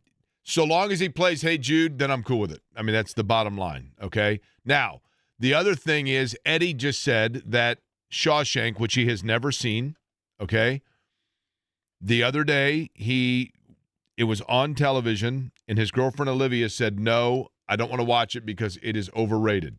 So I then asked the question, is it possible that it is, in fact, just a guy movie? Okay, so Nick, I'll get to you in a second on McCartney, but let's begin with Jennifer. Now, Jennifer may or may not, because we are in pursuit of female caller number, what are we on, Eddie? We're sitting on 30? We're on 30, and Jennifer's a previous caller. So, Jennifer, you are among those 30, correct? Yes, sir. Okay. Any chance that you could lie about your name and we could just bump it up to 31? Well, I go by Gritty. Okay. Well, here's the thing. I think last time I asked you the same thing and you went with Gritty there, so we're still stuck on 30. Okay, Jennifer, you have or have not seen Shawshank. Eddie's not seen it, and at some point we're going to watch it together, so no spoilers on it, but you have seen the movie or you have not? I have seen the movie, yes. On a 1 to 10, now let me ask you this, Jennifer. What is Jennifer's ultimate film? What is the ultimate measuring stick bar number one film in Jennifer's filmography? It depends if it's a comedy or a drama, but if I'm thinking probably, I really liked Fargo. I liked the whole story of it and the acting. And the wood chipper? It's probably in my top 5. Okay. So, yes, the wood chipper. So based on that, if you're giving Fargo a 10, you put Shawshank at what? 5. So you think it's overrated? It's a good movie, but I don't need to see it again. You've only seen it once? Yes. Okay. So is it, in your opinion, would you list it as a guy film? I would say so, yes. Okay. All right. So we got one vote. You're getting some support there, Eddie. Let's check in with Connie. Listener number 25 is Connie. Hi, Liz. Connie, how are you? Hi, I'm good, thank you. Connie, just out of curiosity, it's a gorgeous day on a Thursday. What's a sunny Thursday other than this radio program, which we greatly appreciate you making time? What's Thursday looking like for Connie? What are we out doing today? We are running over to Anderson to get Coney dogs. Coney dogs in Anderson? Jeans Drive-In. Jeans Drive-In in Anderson. Okay. Well, that sounds like actually a fun trip. Okay, so, Connie, you have or have not seen Shawshank Redemption? I have many times. And your gold standard of film is what movie? I like so many different shows, but I probably like the 80s Breakfast Club and 16K, all of that. Okay. So if that. Breakfast Club or 16 Candles or any John Hughes film is the gold standard and is a 10, you put Shawshank as a what? Probably a 7 or 8. It's probably better writing. I like it. Okay. I thought it was really good. Is it a guy film? My husband's the one who introduced me to it. Probably wouldn't have watched it without him, but I thought it was great. And like I said, I've watched it multiple times with him since. So I don't know if it's completely a guy film, but okay. Yeah, now, Connie, no spoiler alert. But the scene, the scene where you go, oh my gosh, every time you watch it, you still say, oh my gosh, right? Okay. See, Connie gets what I'm. She's picking up what I'm dropping, Eddie, is what we're saying. Thank you, Connie. Enjoy the Coney. By the way, from now on, just so you know, Connie, when you go to Jeans, they're now known as Connie dogs. Okay? Thank you. Yeah, no problem. Yeah. See, they're going to change them on the menu, Eddie. It's what we do here. We have the power of that within the company. All right, but let's go to Nick real quick. Nick, what's up? Never better, Jake. How are you? I'm good. Have you called the program before, Nick?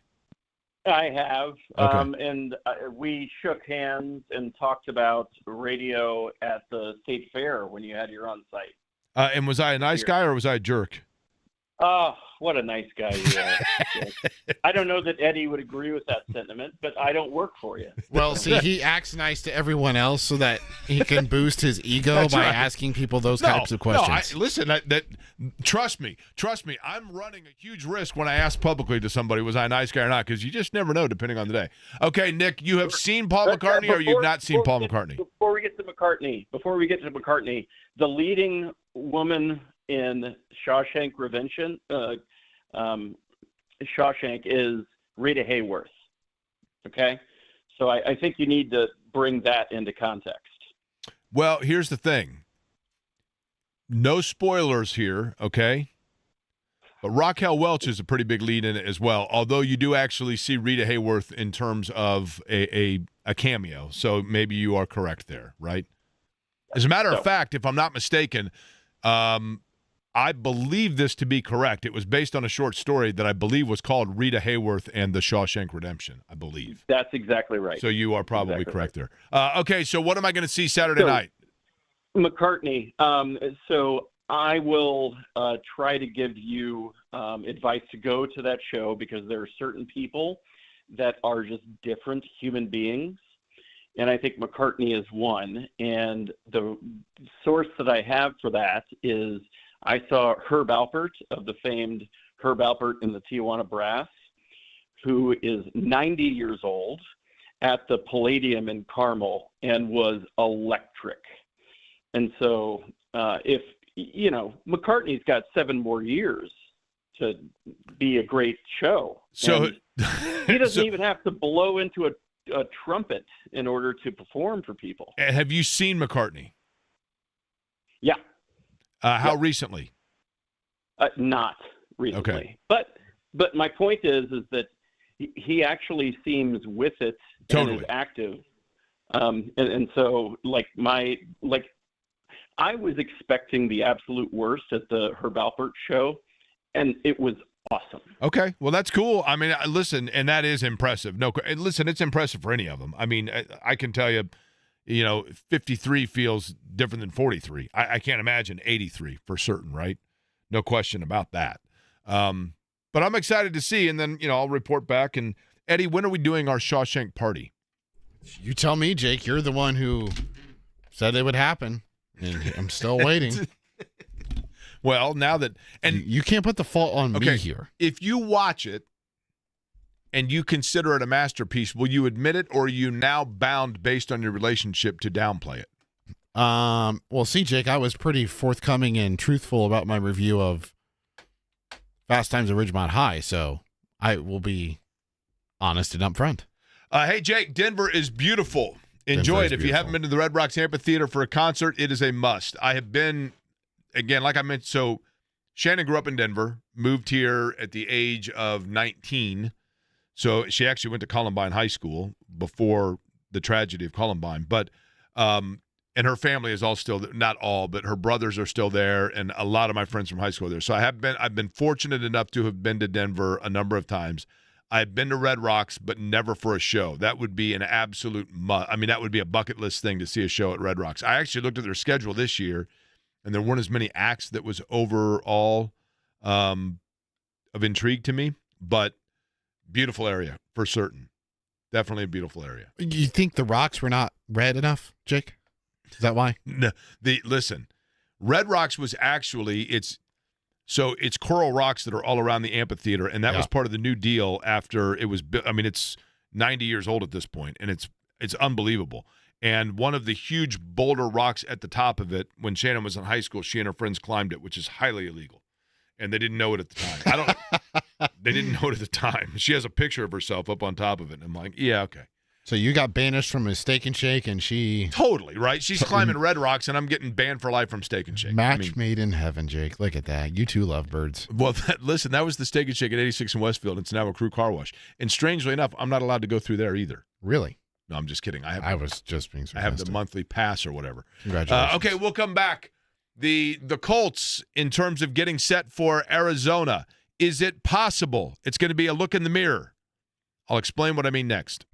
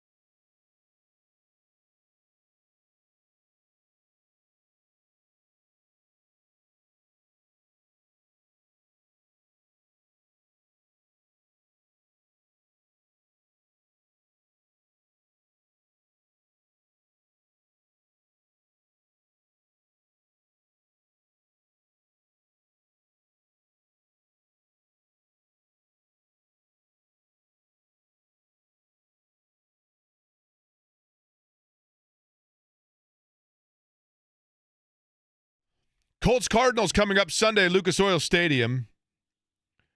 And there is increased possibility, if you're just joining the program. Where have you been? I turned your mic on even though it was already on. I forgot to turn my mic on.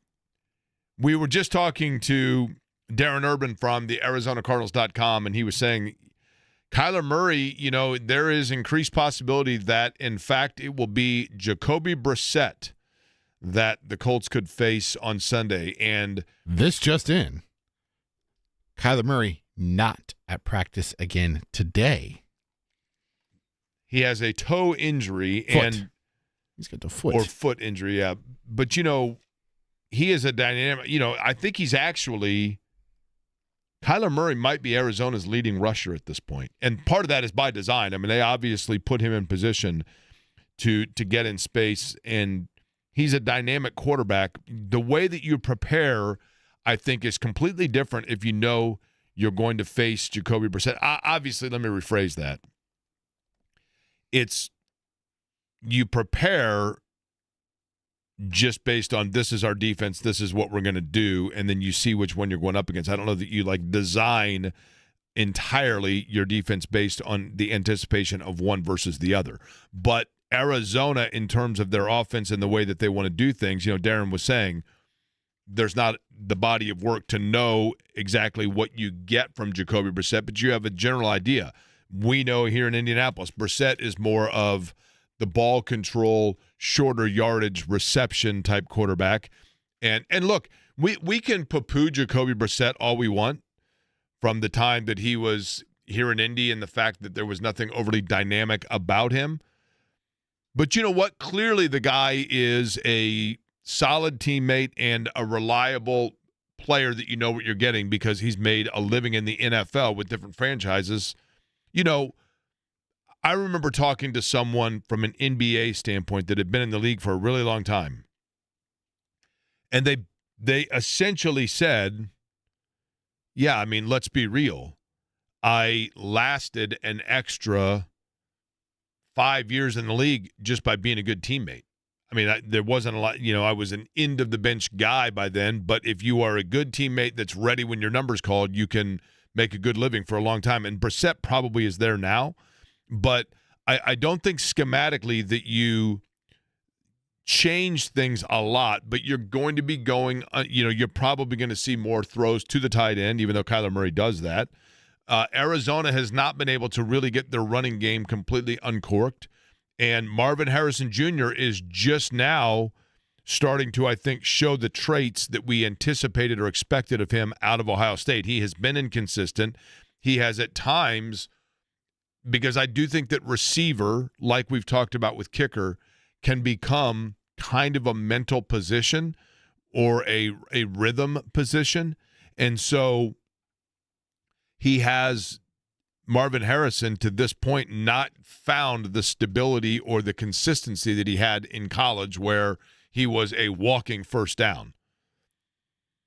And it is interesting because if you think about when he was in everyone, and I get why, the narrative of the Colts need to, I'm telling you right now, Jim Irsay, they're going to do everything they can to get Marvin Harrison Jr. Irsay loves Marvin Harrison Jr. He wants to reunite the band. I get all that. Wonderful player. But, man, you were mentioning, was it Thursday Night Football, Eddie, where he had two of the first three passes thrown his way? Yeah, and then they pretty much had trouble getting to him, and then late in the fourth quarter, they're like, this guy's pretty good.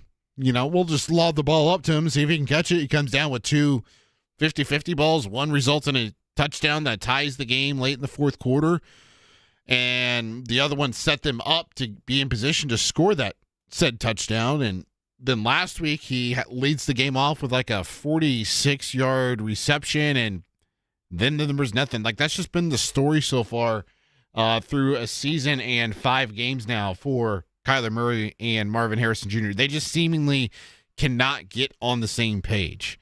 And I don't know if there's some underlying metrics that we need to look at from a statistical standpoint to say, maybe just the fact that his name was Marvin Harrison Jr., we overhyped him a little bit, and maybe he wasn't, the greatest thing since sliced bread. This from Angie in Fishers. Shawshank is definitely one of the movies that you watch whenever you are scrolling. You cannot scroll past it. See? I also got a Eddie put a ring on her finger this weekend. I got one of those. I don't know if it was me or to you. That's a good question. Is that somebody saying that you need to put a ring on it because they don't like Shawshank, or I need to because we're going to Denver together? Somebody else said, I've got Shawshank DVR'd, have never seen it before. Watching because of our show. Well, thank you. You know what's weird is, you know how you can now with like DVR, you can you just hit record and then it just saves. My DVR is full of hoarders. Here's another one. Eddie needs to drop her as fast as the Reds dropped out of the playoffs. Shawshank is a top 2 movie of all time. Only for me. Second to only Hoosiers. Not happening on the dropping her, though. Not happening. Okay. Jake, I saw Dave Matthews at Red Rocks, one of the best concerts ever, Matt and Avon. I think the cool thing about seeing Dave, or the only drawback, I should say, of seeing Dave Matthews in Red Rocks is you're seeing Dave Matthews. I used to say that about shows. I used to be kind of a concert snob where I was like, the Dave Matthews thing, I don't get it. Like people that travel around and see him all over the place, whatever else.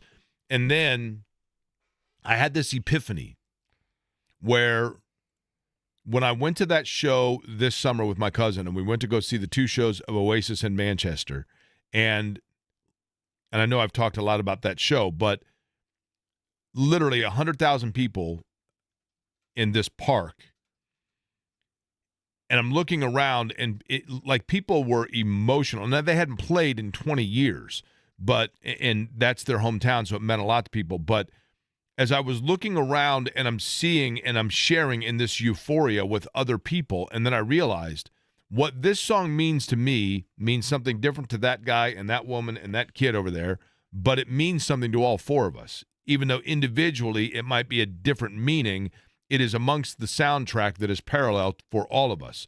And that unity and that experience it's a unique experience, and one that you can't just create out of nothing.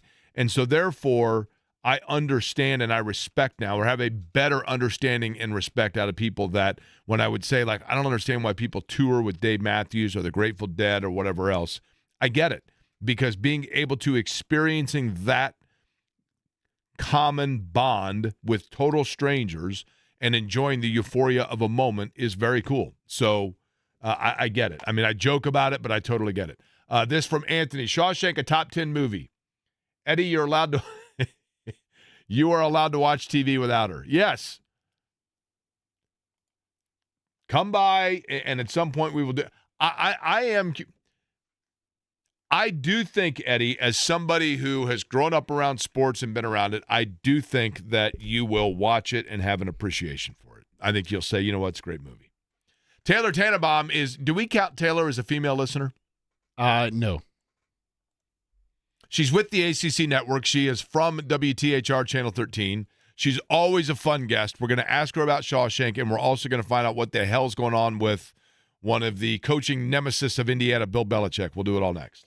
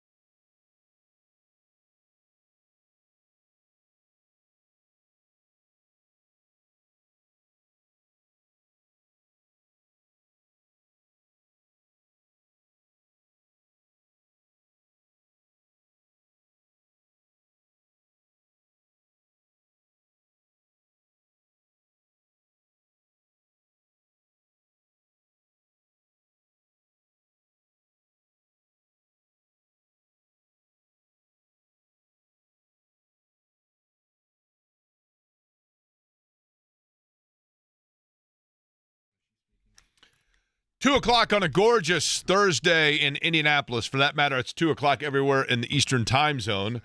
My name is Jake Query. Eddie Garrison, who has not seen Shawshank, is the other voice that you hear on this show. We call it Query and Company.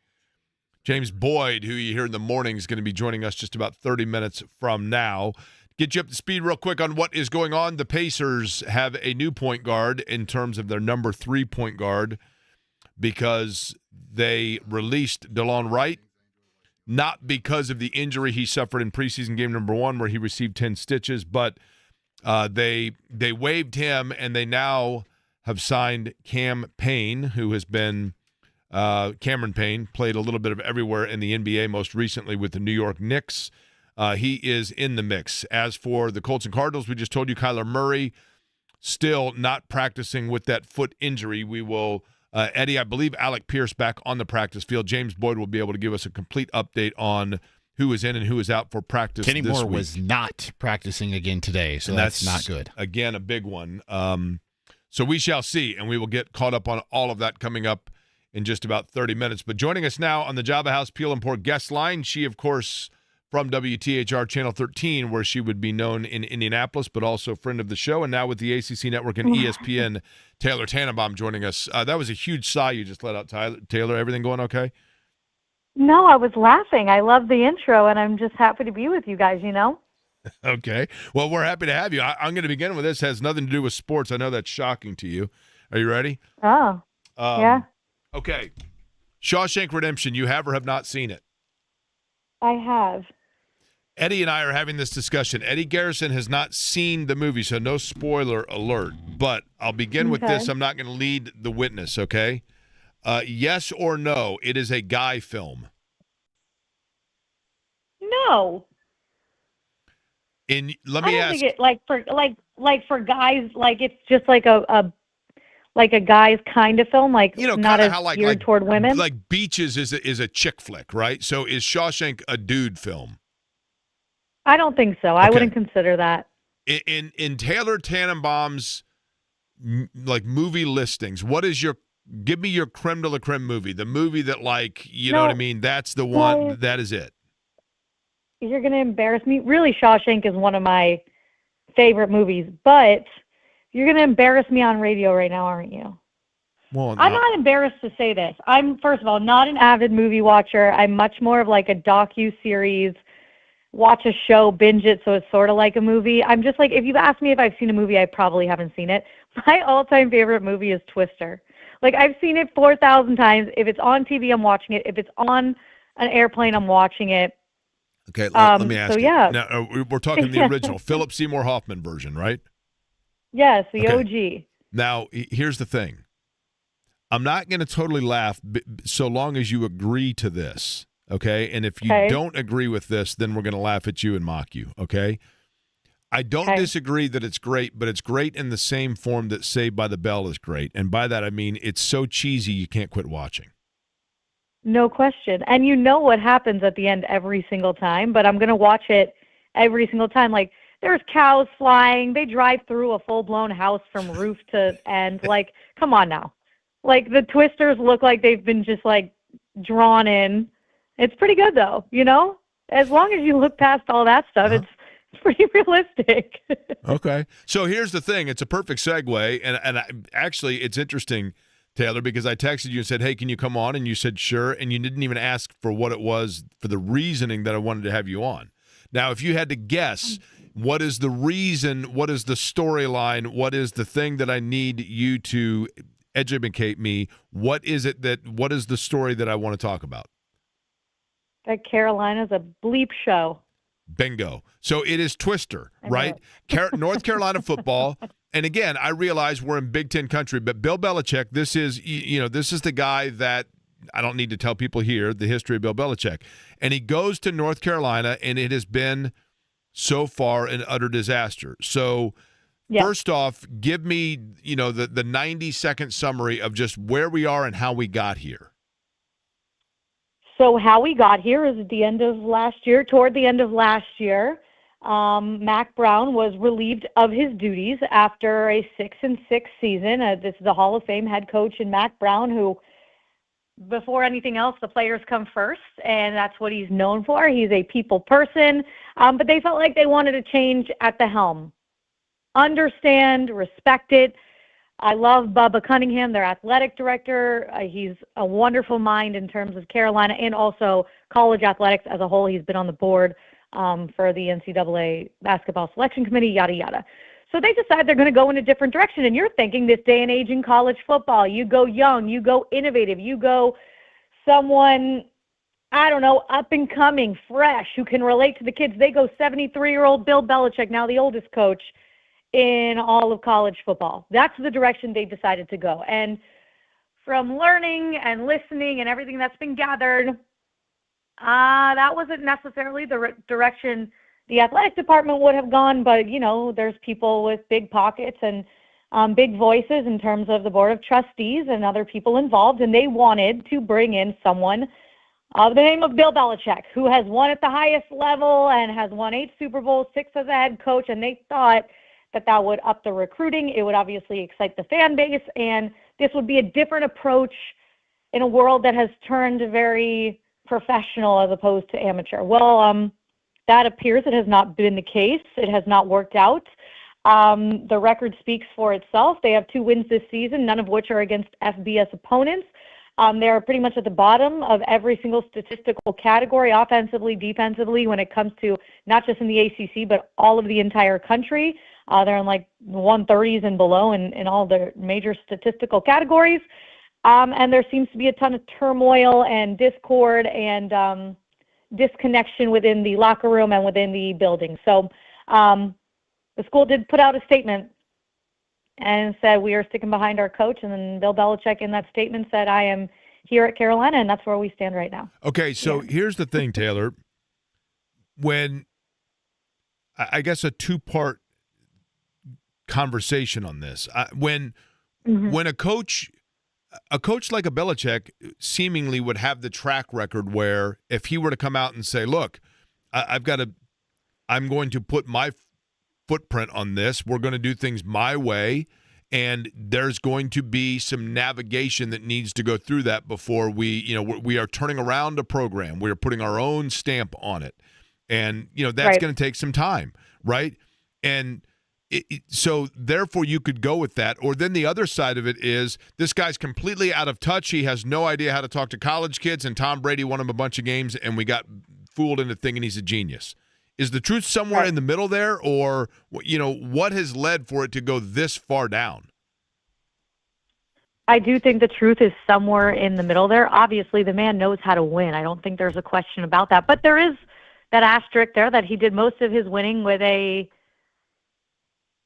all-time great in Tom Brady at the quarterback position. And what happened once that marriage was no longer? You could say that was just coincidence and that it was time for a change for everybody involved. Sure, but maybe you're seeing more of the other side of that now. But I do think the other side of the coin is, while he does know how to win, yes, college football has gone more pro and farther away from amateurism than ever before, but it is still different than the NFL. It still requires different rules. It still requires 18 to 22, 23-year-old young men. It still requires you building relationships with not just the young men, but their extended families. Because at the end of the day, these parents are sending off their kids to you. They're trusting you with their life, essentially. And I think that's where there's a bit of a disconnect. I'm not in these living rooms. I'm not in the locker room, so I can't say for sure. But I think there is a level to this that hasn't been matched by this regime, in Bill Belichick's regime, that is misunderstood, because that's the part that's different than the pro and college level. These are still young men, and they still do have another job and going to school.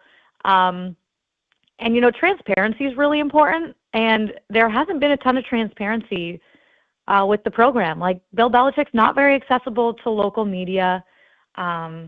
The players haven't been very accessible to local media. And I think that, too, was maybe not the right approach. When you're opening up the doors to try to build something new, like, people want to learn, people want to know. And when you shut people out, they tend to ask more questions. And I think that's what we're getting now. And people are frustrated and people are upset because there's been a massive investment. And if you want to say this is a rebuild, to me it's not. This wasn't a program like in turmoil.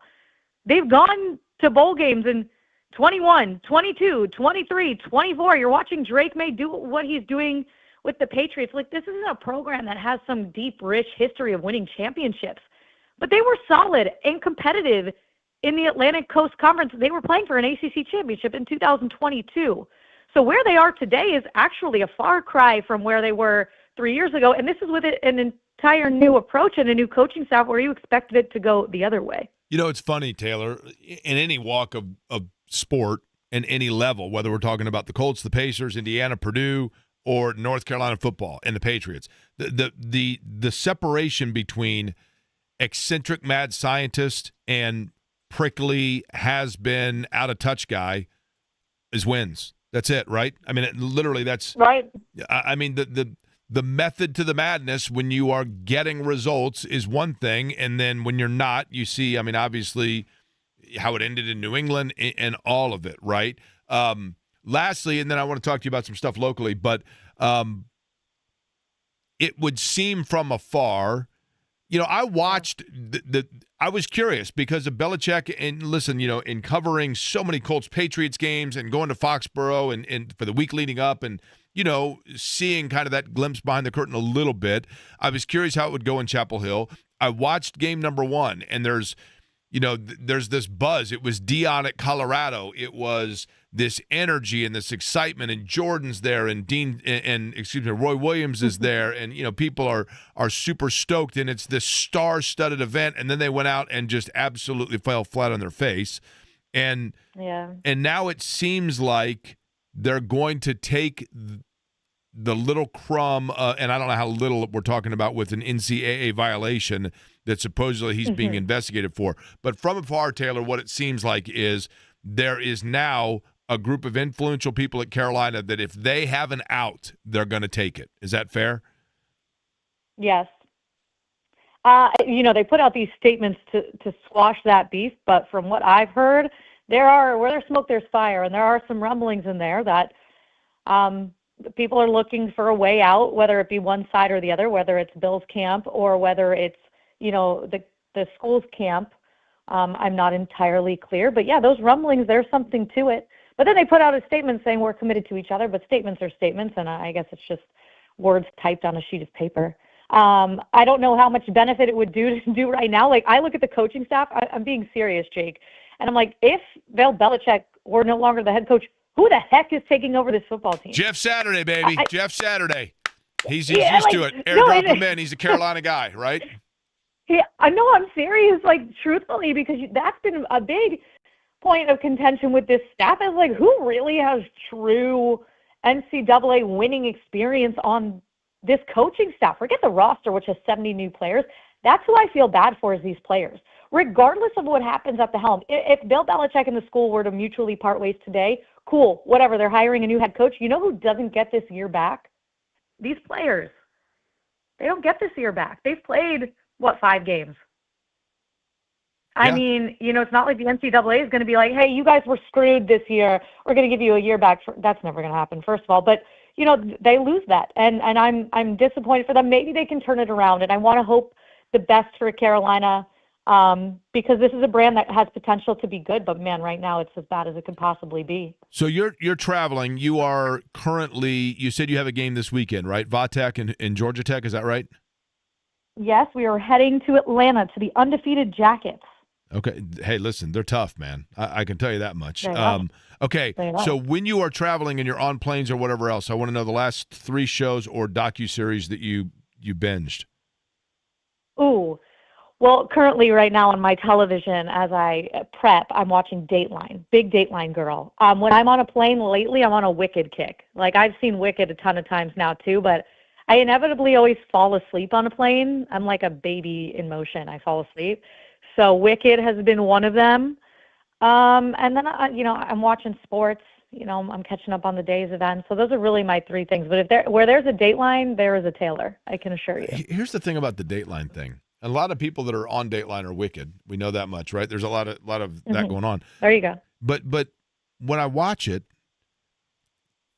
I'm a Dateline cheater. So I'll watch. You I'm look it starting. up? I look it up. I'm like, wait, because then I get fascinated by it. Like, wait a minute, like these are real people, like real stuff. You know, this. Did you? And then I begin. This is what. And when I say this is going to sound so incredibly bizarre and whatever, right? Right. But when I see some of these stories on Dateline, because they're always about crimes, right? They're always like some crime of passion or whatever else. And then, and hear me for what I'm going to say here without it sounding terribly perverse or whatever else. When it comes to these terrible crimes that take place in these documentaries and everything that we then get completely invested in, then I begin to wonder and ask myself, what makes one of them more like intriguing or fascinating than another? Because in reality, especially in 2025, like, I mean, this stuff's happening like all the time, right? You know what I mean? I mean, Right. so how do they pick which one qualifies for having an entire show done about it? Does that make sense? That's a great question. I wouldn't assume that people like submit their tragedy, but maybe Right. maybe they do. Maybe I don't know. That's a good question. Dave Clawson, former head coach at Wake Forest, who is now an analyst with me at ACC Network, his daughter Courtney works at NBC and she works with Tom Yamas, and I'm going to ask her about this this whole Dateline thing and how they come about with the stories. I'm going to get back to you on this. You have an inside scoop on that. I'll tell you, it's not Dateline, but I have to admit, it's another one that, like, if I'm flipping through and it's on, I always stop. Is when that Chris Hansen's always interviewing the guys that just came for eliminating cookies with a young girl and to catch a predator, and then he comes out and he's like, "What are we doing here? Here's my correspondent." I always watch those also, right? Cinematic, truly, it's cinematic and poetic. More Great so than stuff. Twister, right? We know that much. More so than Twister. No. Do you miss? Twister's still at the best. Once again, and Taylor, here's the last thing for you. We have now determined on this program, Eddie and I have kept a very scientific chart on this. We have 30 female listeners, right? Wow. We are debating whether or not we can make you listener number 31 because you don't actually listen to the program. You don't live here. But you have to hear it when you're on with us from time to time. Do we count you as a female listener, yay or nay? 100%. I'm a dedicated fan of the program. Okay. Avid listener as long as I can hear it. Yeah. Okay. For sure. Sure. Kind of like So Twister. up that count, baby. Just repeat it all. We got cows flying past us, the whole deal, right? All right, Virginia Tech, Georgia Tech. This weekend, ACC and ESPN for Taylor Tannebaum. Taylor, appreciate the time as always. We look forward to talking to you again. Give our best to Mitch. I will. Thank you, guys. You're the best. All right, he that is misses Taylor. his Uncle Jake, that's for sure. That's right. Mitch is her dog, Eddie, as you know, right? I'm aware who the dog is. Don't you worry. I'd like to know what's going on because one of the engineers just came in and is frantically texting you guys back and forth. What's going on? We were having technical issues. Do we have cows flying past us? Cams got fixed. Are we driving through wind and a house that's flying past? No. Are we still on the YouTube channel? Cow. Due to the delight of the viewers? No, we're good. We're good now. Cam's got it all squared away. You think people like my Blue Jays hat? People were asking why the Blue Jays in the chat, though. I will tell you that. I mentioned this before, but it's part of my genius. You ready? Did you ever collect baseball cards, Eddie? Or were baseball cards kind of gone by the time you were playing Little League Baseball? Cards were never gone, Jake. They're still out there, and they're still popular. Well, but so baseball cards in general, though, actually, the 70s and 80s, really the 80s, is where baseball cards like had this meteoric rise because you would do baseball card shows and all kinds. This is pre-internet and all that stuff, right? And part of it was because so many people from the 50s, 60s, and 70s that had baseball cards. The old story, right? Oh, my mom threw them out of the basement, or I used them on the spokes of my bicycle to make the sound effect of a motorcycle, and it bent up my Mickey Mantle card, whatever. And so many great players, the cards became collectible because it was hard to find mint condition cards of that era. So that spiked this interest of baseball cards in the 70s and 80s of, look, this is like your future. This is your Literally, these are your stocks. You buy these baseball cards, hold on to them, and you're going to sell them. I mean, you're going to make a ton of money off of them. Everybody thought this, right? And so it was a huge thing for childhood for a lot of kids to collect baseball cards.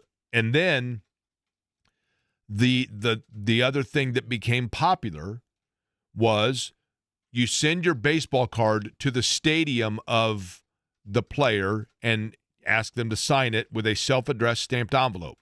So you'd write to Dale Murphy, Atlanta Braves, Fulton County Stadium, drop it in the mail. And in it you would have a letter made out to you with a stamp already on it so that theoretically or feasibly the player would get it, sign the card, put it back in the envelope you provided, hand it back to the mailman. There it goes. Now, when you did this, you would get more often, if you got anything in return, it was usually something from the team itself that was like a little stamped, created, manufactured card or photo or whatever of the player or a sticker or something. And even that was cool to get, for sure. When I was 11, I believe, my godparents, my parents' best friends, had family in Toronto, and they would go like once a year to Toronto to visit. And so I thought, wait a minute. All of these kids are sending self-addressed stamped envelopes to the Expos and the Blue Jays.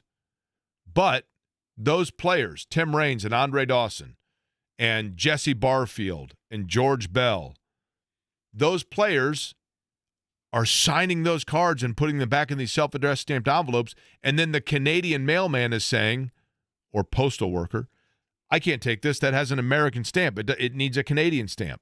Do you happen to have a Canadian stamp? And Andre Dawson or Tim Raines, or they're going, well, no, I don't have one on me, whatever. And those cards are getting pitched. This is the thinking of like 11-year-old Jake Query. So I say to John and Liz Brown, when you come back from Toronto, can you bring me a sheet of Canadian stamps? Now, I don't know why I didn't pick the Expos. They had great uniforms, but I think it was because John and Liz had gone to Toronto. And so I was like, I'm going to send a card to every Blue Jay player. And I did. And I put the Canadian stamp on it. And I put in my letter about how proud I was that I had the forethought of this. And I got back literally I probably sent 20 cards to Toronto and got like 12 of them back. I still have most of them. And then in 85, they went to the ALCS with George Bell, Jesse Barfield. Lloyd Mosby was my favorite player. They later had Tony Fernandez. And then they got into the Roberto Alomar, Joe Carter, Dave Stieb, that era of player, and won back-to-back World Series when I was in college in 92 and 93. And so I've always kind of liked them. And then we go to Toronto every year for IndyCar, and I got a Blue Jays hat, and they beat the Yankees. So I'm all in on the Blue Jays. Like, I'm diehard. I've watched almost 3 games this year. I'm all in. So there's your answer. You seem unenthused by my answer. Preoccupied. Is the world blowing up around us? Is that what's happening? That was just way, way, way too long. Convoluted. Okay. Well, you asked. I didn't ask. You said I other said people asked. Yeah. But I'd like to know what's going on you seem distracted by everything that's going on with people coming in here, right? No, we're good. We just had a little system error. Dave in Beech Grove. Jake, look at North Carolina's roster. They are young. With what they have, they should be better. I thought in the era of NIL, and this is why the Belichick story to me is interesting. In the NIL era, it seemed to me like North Carolina was thinking ahead. And they were looking beyond the obvious, and they were going out and getting an NFL coach that's used to salary cap and used to egos and, money and all those things. They hire a former general NFL manager GM and Mike Tannebaum, no relation to Taylor, to oversee everything, right? Mm-hmm. So they have all of these aspects or pieces where it basically is like, it feels like they are going to run this like basically a minor league football franchise. Yep. And that's what it feels like. Football is going in that direction, right? And so when you look at it that way, and by the way, it's Michael Lombardi, right? Lombardi, yes. Yeah. But either way, you're bringing in somebody. Thanks for the correction. That has worked in the National Football League and a coach that's worked in the National Football League, and you're becoming this it school. And what's fascinating to me is the two schools that had this blueprint, and the other one I realize has been a college coach. But North Carolina at the beginning of this year was this year's Colorado. It literally was like a Netflix fictional movie or documentary about college athletics. Well, you had the whole situation with his girlfriend, all of it. Yeah, I mean, that obviously adds the whole different wrinkle of it, right? Of just that sidebar of his girlfriend being essentially nearly the age of many of the players, etc. But when you watched that first game in Carolina, I mean, it literally was like, man, they are turning college football on its ear. And this has been and the other thing too, if this was pre-controversy John Gruden, or if this was like, give me an NFL coach that's Sean McVay. If this was Sean McVay, I don't know that you have the scrutiny of the failure like you do Belichick, because here's a good example, Jake. Trent Dilfer at UAB, they are constantly one of the worst teams in college football, but nobody talks about him. Yes, because even though he's a former NFL Super Bowl champion, analyst, right? Yeah. I mean, and television and everything else. But you don't have. It's just the fact, the stark contrast. Michael Vick, he's coaching college football too. But this guy was the face of coaching brilliance. Yeah. You know what I mean? And now he's and he literally in the span of a year has turned into the face of coaching failure. And I think that part of it is because there are so many people that were just waiting for any opportunity to jump on board and get on the bandwagon of, celebrating his failure, and he has given them plenty of ammunition to that. He has given the Wolverines the raw meat. It's fascinating. And I don't think he's going to be coaching there at the end of the season. I don't think he makes it to the end of the year. Fascinating stuff. All right, who's in, who's out for the Colts in terms of practice, in terms of their injury report, and what they may look like on Sunday? James Boyd has been out at the complex, and we will talk to him about it next.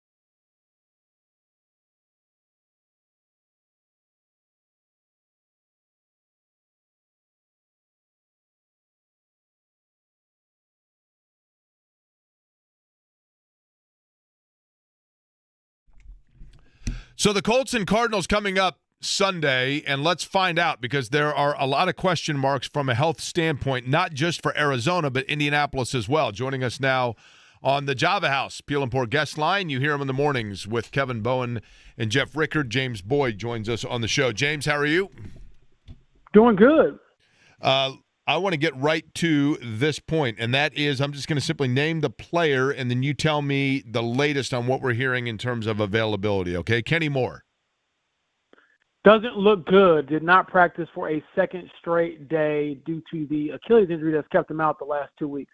Okay, so in that – well, we'll get to this in a minute, I guess, so put this in the back of your head in terms of what that means of who would be in or out, how they move things around, even though obviously – he has been out, so we have some idea there. Alec Pierce would be the next guy.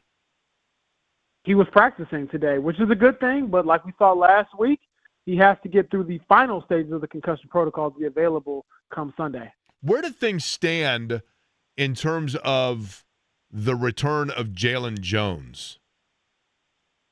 It still sounds like he's going to be out a while. It did not sound like he was near returning, according to Shane Steichen. He just said he remains out, and they will not open the practice window for him this week. So I would not be looking for him to be out there, in the near future.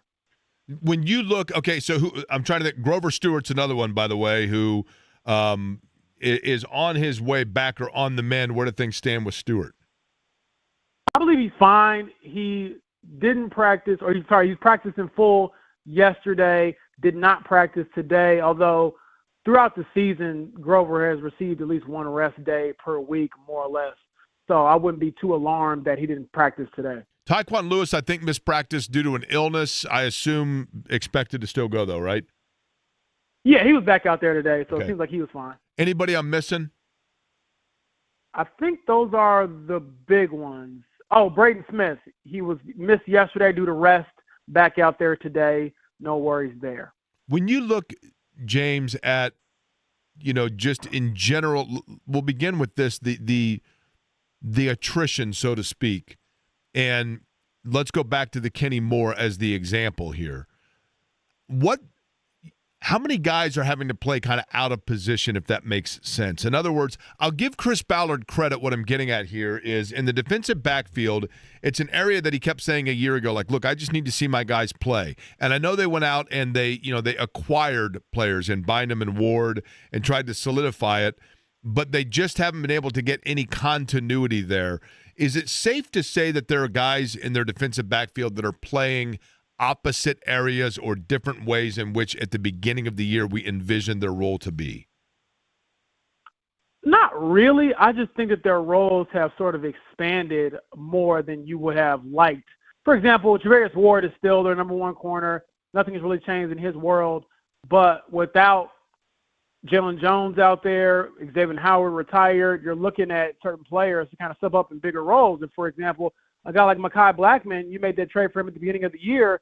You probably don't want him to be as your starter, but he's becoming your starter because you don't have any other bodies out there. So that's something to keep in mind. And then looking at this week in particular, with Mike Hilton going on injured reserve due to a shoulder injury, Kenny Moore looking like he won't play, you'll probably rely on Chris Lamont, the veteran defensive back. He's been with the team for a couple of years now to step in as that slot cornerback. Nick Cross is a guy that I was thinking about this on Sunday, James, and I wanted you to expand on this thought. Oftentimes, you see players that get drafted and they say, hey, may not have football instinct of yet, may not be a pure quote-unquote football player, but is such a dynamic athlete that can grow into the role. And I think that was a lot of that, or the thought of that when Nick Cross came out of Maryland. And then I was watching on Sunday and I thought to myself, he has done exactly that. Like, kudos to him, because it seems like now he is a more instinctive player, and that instinct is now matching with the athleticism to be a pretty darn good safety. Your thoughts on that, or am I selling short what he had when he came out of college? No, I think you're spot on there. I mean, it took a gamble on him. They traded up to draft him, I believe, in the third round, and at the time, the way that Chris Ballard kind of described it was that they felt that they were getting a first-round talent a year early. Like, had he gone back to school at Maryland, he probably would have been a first-round pick the next year. So They drafted him, knew they had to develop him, and he did get off to kind of a rocky start. Started the first couple games of his career, then got benched, didn't really play that much.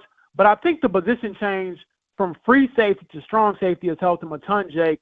And this year you're seeing him, play, like you said, more instinctual, closer to the line of scrimmage, closer to the box, closer to the action. And then having Cam Bynum on the backside just helps you out a ton because you get to play a little more free, I think, because you have an elite, playmaker on your backside to help you out just in case you get in a bind. James, Daniel Jones has played so well, and that has been the dominant storyline through 5 games, that's been, it's exceeded all expectation. I think maybe even the Colts would tell you it exceeded their expectation. And they've taken care of the football, and they're playing at a high level. But Daniel Jones' play to this point has allowed us to, or has caused us to overlook perhaps the slow start of who. Is there anybody that jumps out at you, either player or unit, that you say, yeah, that person owes Daniel Jones a Christmas card? That's a great question. Honestly, you probably want to look at the regime more than the team. I mean, does the play of Daniel Jones, if he keeps this up, does that mean you have earned another year if you're Chris Ballard, if you're Shane Steichen, if you're, part of that front office group? Do you feel like, okay, if we get into the playoffs with Daniel Jones playing at such a high level, we have shown the new ownership, Carly Arce Gordon and company, hey, you know what? Yeah, we might have messed up with Anthony Richardson, but look what I got you in return. Here's what I did as plan B. So that, to me, is probably the bigger conversation around Daniel Jones because everyone else on offense, I feel like you can't really complain. I mean, Josh Downs perhaps, but even last week we saw he got more involved. And so with him playing at this level, it feels like any given Sunday you could have any different receiver sort of step up. I mean, if there's one blemish on the offense, I guess looking at A.D. Mitchell saying, why is everyone else thriving with Daniel Jones, and you're the one guy who obviously has been in the doghouse the last couple of weeks? If you put truth serum in Chris Ballard, do you think he would say, look, I signed Daniel Jones because I saw something in Daniel Jones and thought this was possible? Or do you think he would say, I signed Daniel Jones because I wasn't sold on Anthony Richardson and knew that we might have needed somebody just to hold the wheel for the rest of the season? Oh, that's a great question. I'm probably going to go with the latter just because Daniel Jones and what he had done in New York, he hadn't played good football. He hadn't played winning football. Now, we're seeing, especially at this moment in time, that it certainly wasn't all his fault, the failures that have gone on in New York. They all have already moved on from Russell Wilson to Jackson Dart, so they're going through another quarterback change. But I think anybody who tells you I saw something in Daniel Jones will probably be like, okay, I can see that. But anybody telling you they saw this level of Daniel Jones, an MVP caliber player, I think that they'd probably be lying. I mean, he's playing exceptional football. Outside of the Rams game, it's been nearly flawless. And the idea going into it, at least in my mind, and perhaps for the Colts front office, was that if he could just be steady and safe, we'll be fine. But the difference between what he's doing here with the Colts versus what he's doing with the Giants when they made the playoffs in 2022 is that he's really been a great passer, aggressive, throwing the ball down the field, not running a whole lot. So he feels like a new and improved player. James Boyd is our guest. He's on the Java House Peel and Pour guest line. Of course, you hear him in the mornings on the morning show here on The Fan. We're talking about the Colts and Cardinals. James, in talking about Jones, and I was talking about this earlier, clearly this guy's becoming a fan favorite, as he should be. Clearly, I think now, unless the wheels come off, the seed is planted to the fact that he might be the long-term quarterback here, and he may get an extension and be here beyond this year. A lot of football yet to be played, I realize. I don't know that fans know who he is as a dude, as a guy. I don't know that we ever know that per se, but you're in the locker room and you get to see like his weekly avails and his interviews and etc. How does he come off? Quiet guy, quiet leader, quietly confident, shy guy, one rather that is boisterous around his teammates and they love him? I mean, what kind of dude is Daniel Jones? That is the money question, and the question I've been trying to glean and get answers for because he's such a reserved personality, especially in media settings. But from what I've been able to gather, from his teammates and just from watching him a little bit, he seems like he's very down to earth, one of the guys, but that switch gets flipped as soon as they get into the more serious side of football. And so if you ask any of the linemen, the wide receivers, the tight ends, they're all like, yeah, he is as easygoing as they come, but when it comes to the game, he can be not annoying, but he can be very persistent and meticulous. You got Jonathan Taylor telling us, look, man, I can be walking in, to the facility about to grab breakfast, and he's telling me, hey, did you see that message I sent you about this check on this play or this block I want you to make on this play? And you got Michael Pittman Jr. saying, hey, the guy's always late for our Thursday dinners, which is tonight, because he's watching film. And I did get a chance to ask Daniel Jones about that this week, and I got a real smile out of him, I believe, because he kind of laughed it off. It was like, look, man, I think these guys would much rather me know what I'm looking at on Sundays versus being on time for dinner on Thursdays. So the guys really appreciate him. They love him. But it sounds like that competitive nature comes out in how detailed he is. Not a big screamer, rah-rah guy, but you'll know how much he cares because he's on you all the time about the little minute details that often decide winning and losing in the NFL. James, I haven't pinpointed which one it is yet, but to me, Daniel Jones looks like some sort of a cross between the anime character from Wii or the little guy in the Kroger commercials. I can't figure out which one it is yet. It's driving me crazy. When you figure it out, you let me know, all right? I will. He's certainly somebody who, around here, he's coming a fan favorite, so might need a couple fatheads or something. That's right. To put around the city to keep this up. That's right. All right, James, we'll be listening tomorrow at 7 o'clock in the morning. Appreciate the time. All right, man, you have a good one. All right, James Boyd joining us on the Java House Peel and Pour guest line. JMV is in. He is back, I should say. He is on remote, is he not, Eddie? That is right. So we will get it out to JMV. We'll do the crossover brought to you by Love Heating and Air, love-hvac.com, 317-353-2141. We'll hand it off to John and find out what he's got cooking. We'll do it next.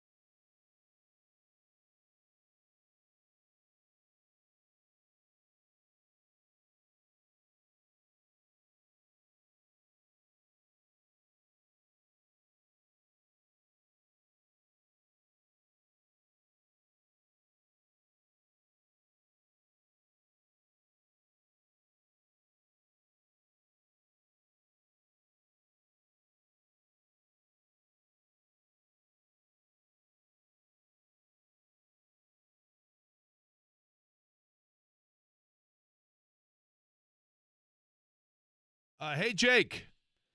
This from Michael. My uncle took me to see several Blue Jays games in their inaugural season. I saw the first ever Grand Slam for the Blue Jays. My uncle's construction company later helped build the Sky Dome. Also, we decided not to go to a game once against the Angels based on the forecast, and that was the day that Elvis died. I had my first ever chocolate chip dip ice cream cone from Dairy Queen that day. Go Blue Jays from Michael. Heck yeah, I told you. Lifelong Blue Jays fan. I watched almost 3 games this year. But I'm enjoying the postseason with them, and it was fun to see them defeat the New York Yankees. J&B is back in the mix. He is at, I believe, the El Emporium in Greenwood as he joins us now for the crossover brought to you by the good guys at Love Heating and Air. John, little Hermanaki wings, I assume? Oh, buddy, this is a great place. All ales are great, but this in Greenwood is outstanding. Who's your favorite all-time Blue Jay? Boyd Mosby. That's nice. Mine would be... I'm going to guess. Rance Mullenix. Oh, I'm okay. sorry. Rance Mullenix. Rance Mullenix, Kelly Gruber. Oddly enough, both played third. George Bell, Jesse Barfield. Yep. Dave Steeb. That would be like the top 5 right there for me. And just some of the greatest uniforms of all time, and played really, that exhibition stadium may have been the crappiest stadium before Sky Dome ever created right there too. So that was another thing. Exhibition Stadium, it's interesting, John, because IndyCar, when they do their race every year in Toronto, which this year is going to be moved in terms of the location, but where they do that race, if you watch the IndyCar race, so it's at Exhibition Place, which is kind of like their fairgrounds, right? So one year I'm there, and I'm like, I wonder where this has to be where Exhibition Stadium was. And I looked down literally like 10 feet away from me, and right there in the middle of a parking lot next to there was a guy that was actually had a little vending machine making snow cones, and right next to it, boom, right there, that's where home plate was. And then they actually have each of the different, here's first base, second base, third base. But right there by Ontario Place, and yes, it was a total dump. It was a complete dump. Did it show where Ernie Witt used to catch? Yeah, right behind the home plate thing. That's exactly right. Ernie Witt was awesome, but I agree, and I like Vlad Guerrero Jr. And I like it because there's so many legacy names on that squad too. Some of which aren't playing right now, but there are legacy names on there that's kind of cool as well with that Blue Jay team. They're fun to watch because they're heavy offense, man. They are, man. Absolutely rake. They rake. They do that. But, typically when teams are like that, they get into the postseason, and then they have a round where the bats go silent, and it ends as quickly as it was fun to watch. You know what I mean? Yeah, I wonder. I mean, they basically go pitching by committee. I mean, they pitch the entire game. You know what I mean? With everybody, you kind of wonder with a team like the Dodgers, for example, if that's who they end up getting, maybe if that's going to work out. But yeah, I would agree. They're fun as heck to watch. I was thinking about this because this is a question for you. I was listening on my way back from GC the other day, and I got to thinking, Jake, what's the most overplayed song of all time? Most overplayed. I mean, we got the worst and the best, and what's the most overplayed on the radio song of all time? Okay. You got anything? Now, when you say overplayed, you mean overrated, or just like it's the one that has been? I mean, played the most, and maybe because of that, you love it deep down inside, but you go, damn, again? They're playing that again? Got to hear that again? And you've done that now for decades. Is there a song that stands out? I hate to say this. Shook Me All Night Long by AC/DC comes to mind. And it should, because it's played all the time in basically every single format. Correct. It seems. Yes. Yeah. There has to be one. Do you have one in mind? I do. I have one in mind. What year did it come out? 1976, I think. See, I think that was the year. Boy, it's multi-decade, and I think it charted in at least 2, if not 3, different decades too. And when you think about it, then you'll go, oh yeah, that Bohemian Rhapsody. And that's it. And it's about 9 minutes long, which is not. It's 5.5 minutes long, but it takes forever. And I like it a great deal.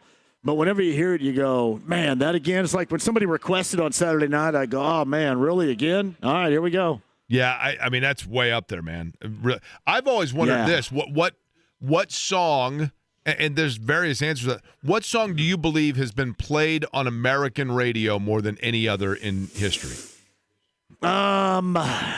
American radio more than any. I mean, Bohemian Rhapsody's got to be up there, right? It would probably qualify. I mean, then if you're going to go multi-decade, which you'd have to go back to the '60s, where Let It Be by the Beatles. That was 1970. Hotel California. Yeah. Hotel California is right there in a similar category. I mean, I was thinking if it's to fit your criteria, that means it probably had to have played in another decade as well, so probably in the 60s. And the other thing, John, that Bohemian Rhapsody, if the thing that comes, the key there is if it gets into a movie and then is all of a sudden relaunched and reintroduced and then charts a second time, right? I mean that's exact. Well, I think I know it charted in the 70s. It may have in the 80s, and I think it did come back with Wayne's World. No question. In 92, too. no question about it. All right, what's lined up on the big show today? We're going to talk about who's starting for the Cardinals Sunday. Kelly Stouffer. We're excited about that, to see Kelly Stouffer play. Is it Stouffer or Stouffer? Remember their former quarterback? I was thinking of old Cardinals quarterbacks. Neil Lomax is going to come off the bench, right? Neil Lomax will be better than Jacoby Brissett right now. No, we don't tell you that. We don't mean 1984 Neil Lomax. We mean right now Neil Lomax. No, I think he would. I think Jim Hart would roll out there and look better than Jacoby Brissett like now. I bet you. That's exactly right. Who was the quarterback in the Tom Cruise movie? That was thrown to Rod Tidwell? Show me. Yeah, who was thrown to Rod Tidwell? Who was that? Boy, that's a good question. Hold on. I'm Googling it. Jerry Maguire quarterback. Jerry Maguire quarterback. Let's see here. That's Rick solid work Johnson. right there. Rick Johnson. Rick Hold Johnson. on. Wait, there's a minor role for a real-life former NFL quarterback, Rick Johnson, but I don't think that's the name of the character, though. I think Rick Johnson would be better than Jacoby Brissett. That's right. Too. That's right. It actually says in here, would be better than Jacoby Brissett. That's one of the things that's listed, right? Man, that's good for the Colts. Good for the Colts because one thing, Murray's not going to be able to run around or do anything with a sore Sergeant Hulka, apparently. There's a lot of Sergeant Hulkas getting injured out there, too. That is correct. Hey, Kyler by Murray the way, is dynamic, too, and T.J. McConnell's going to miss at least, from what Rick Carlisle said today, a month. So that's why Campaign is here. I like Campaign, man, but his jumper's broke ass. Woo! Ooh, jumper. There's a reason why he's playing for 7 franchises. He's the Jacoby Brissett of point guards, basically. Jumper. But I do like him, and Murray State, I kind of like that mid-major flavor he's always brought to the NBA. But, man, hurry up and get back T.J. McConnell because that juice is necessary for this group, Jake. Listen, I do think there's an element of, with McConnell, because you are a year away from the return of Halliburton and you want to get as much replicated of what you had, it's not necessarily bad to have to not put additional miles on that. And I know that sounds crazy because you'd rather have him out there than not. I get it. I agree with you. Certainly wait until he's healthy and then wait a little bit longer because he's in his 30s right now, don't you? That's exactly correct. Yeah. Yes, I agree. Yeah. All right, John's up next. We'll throw it out to him at Ale Emporium in Greenwood. Plenty of time for you to get down and enjoy a cold one. We will be back with you at noon tomorrow, and I thank you for listening to Query & Company.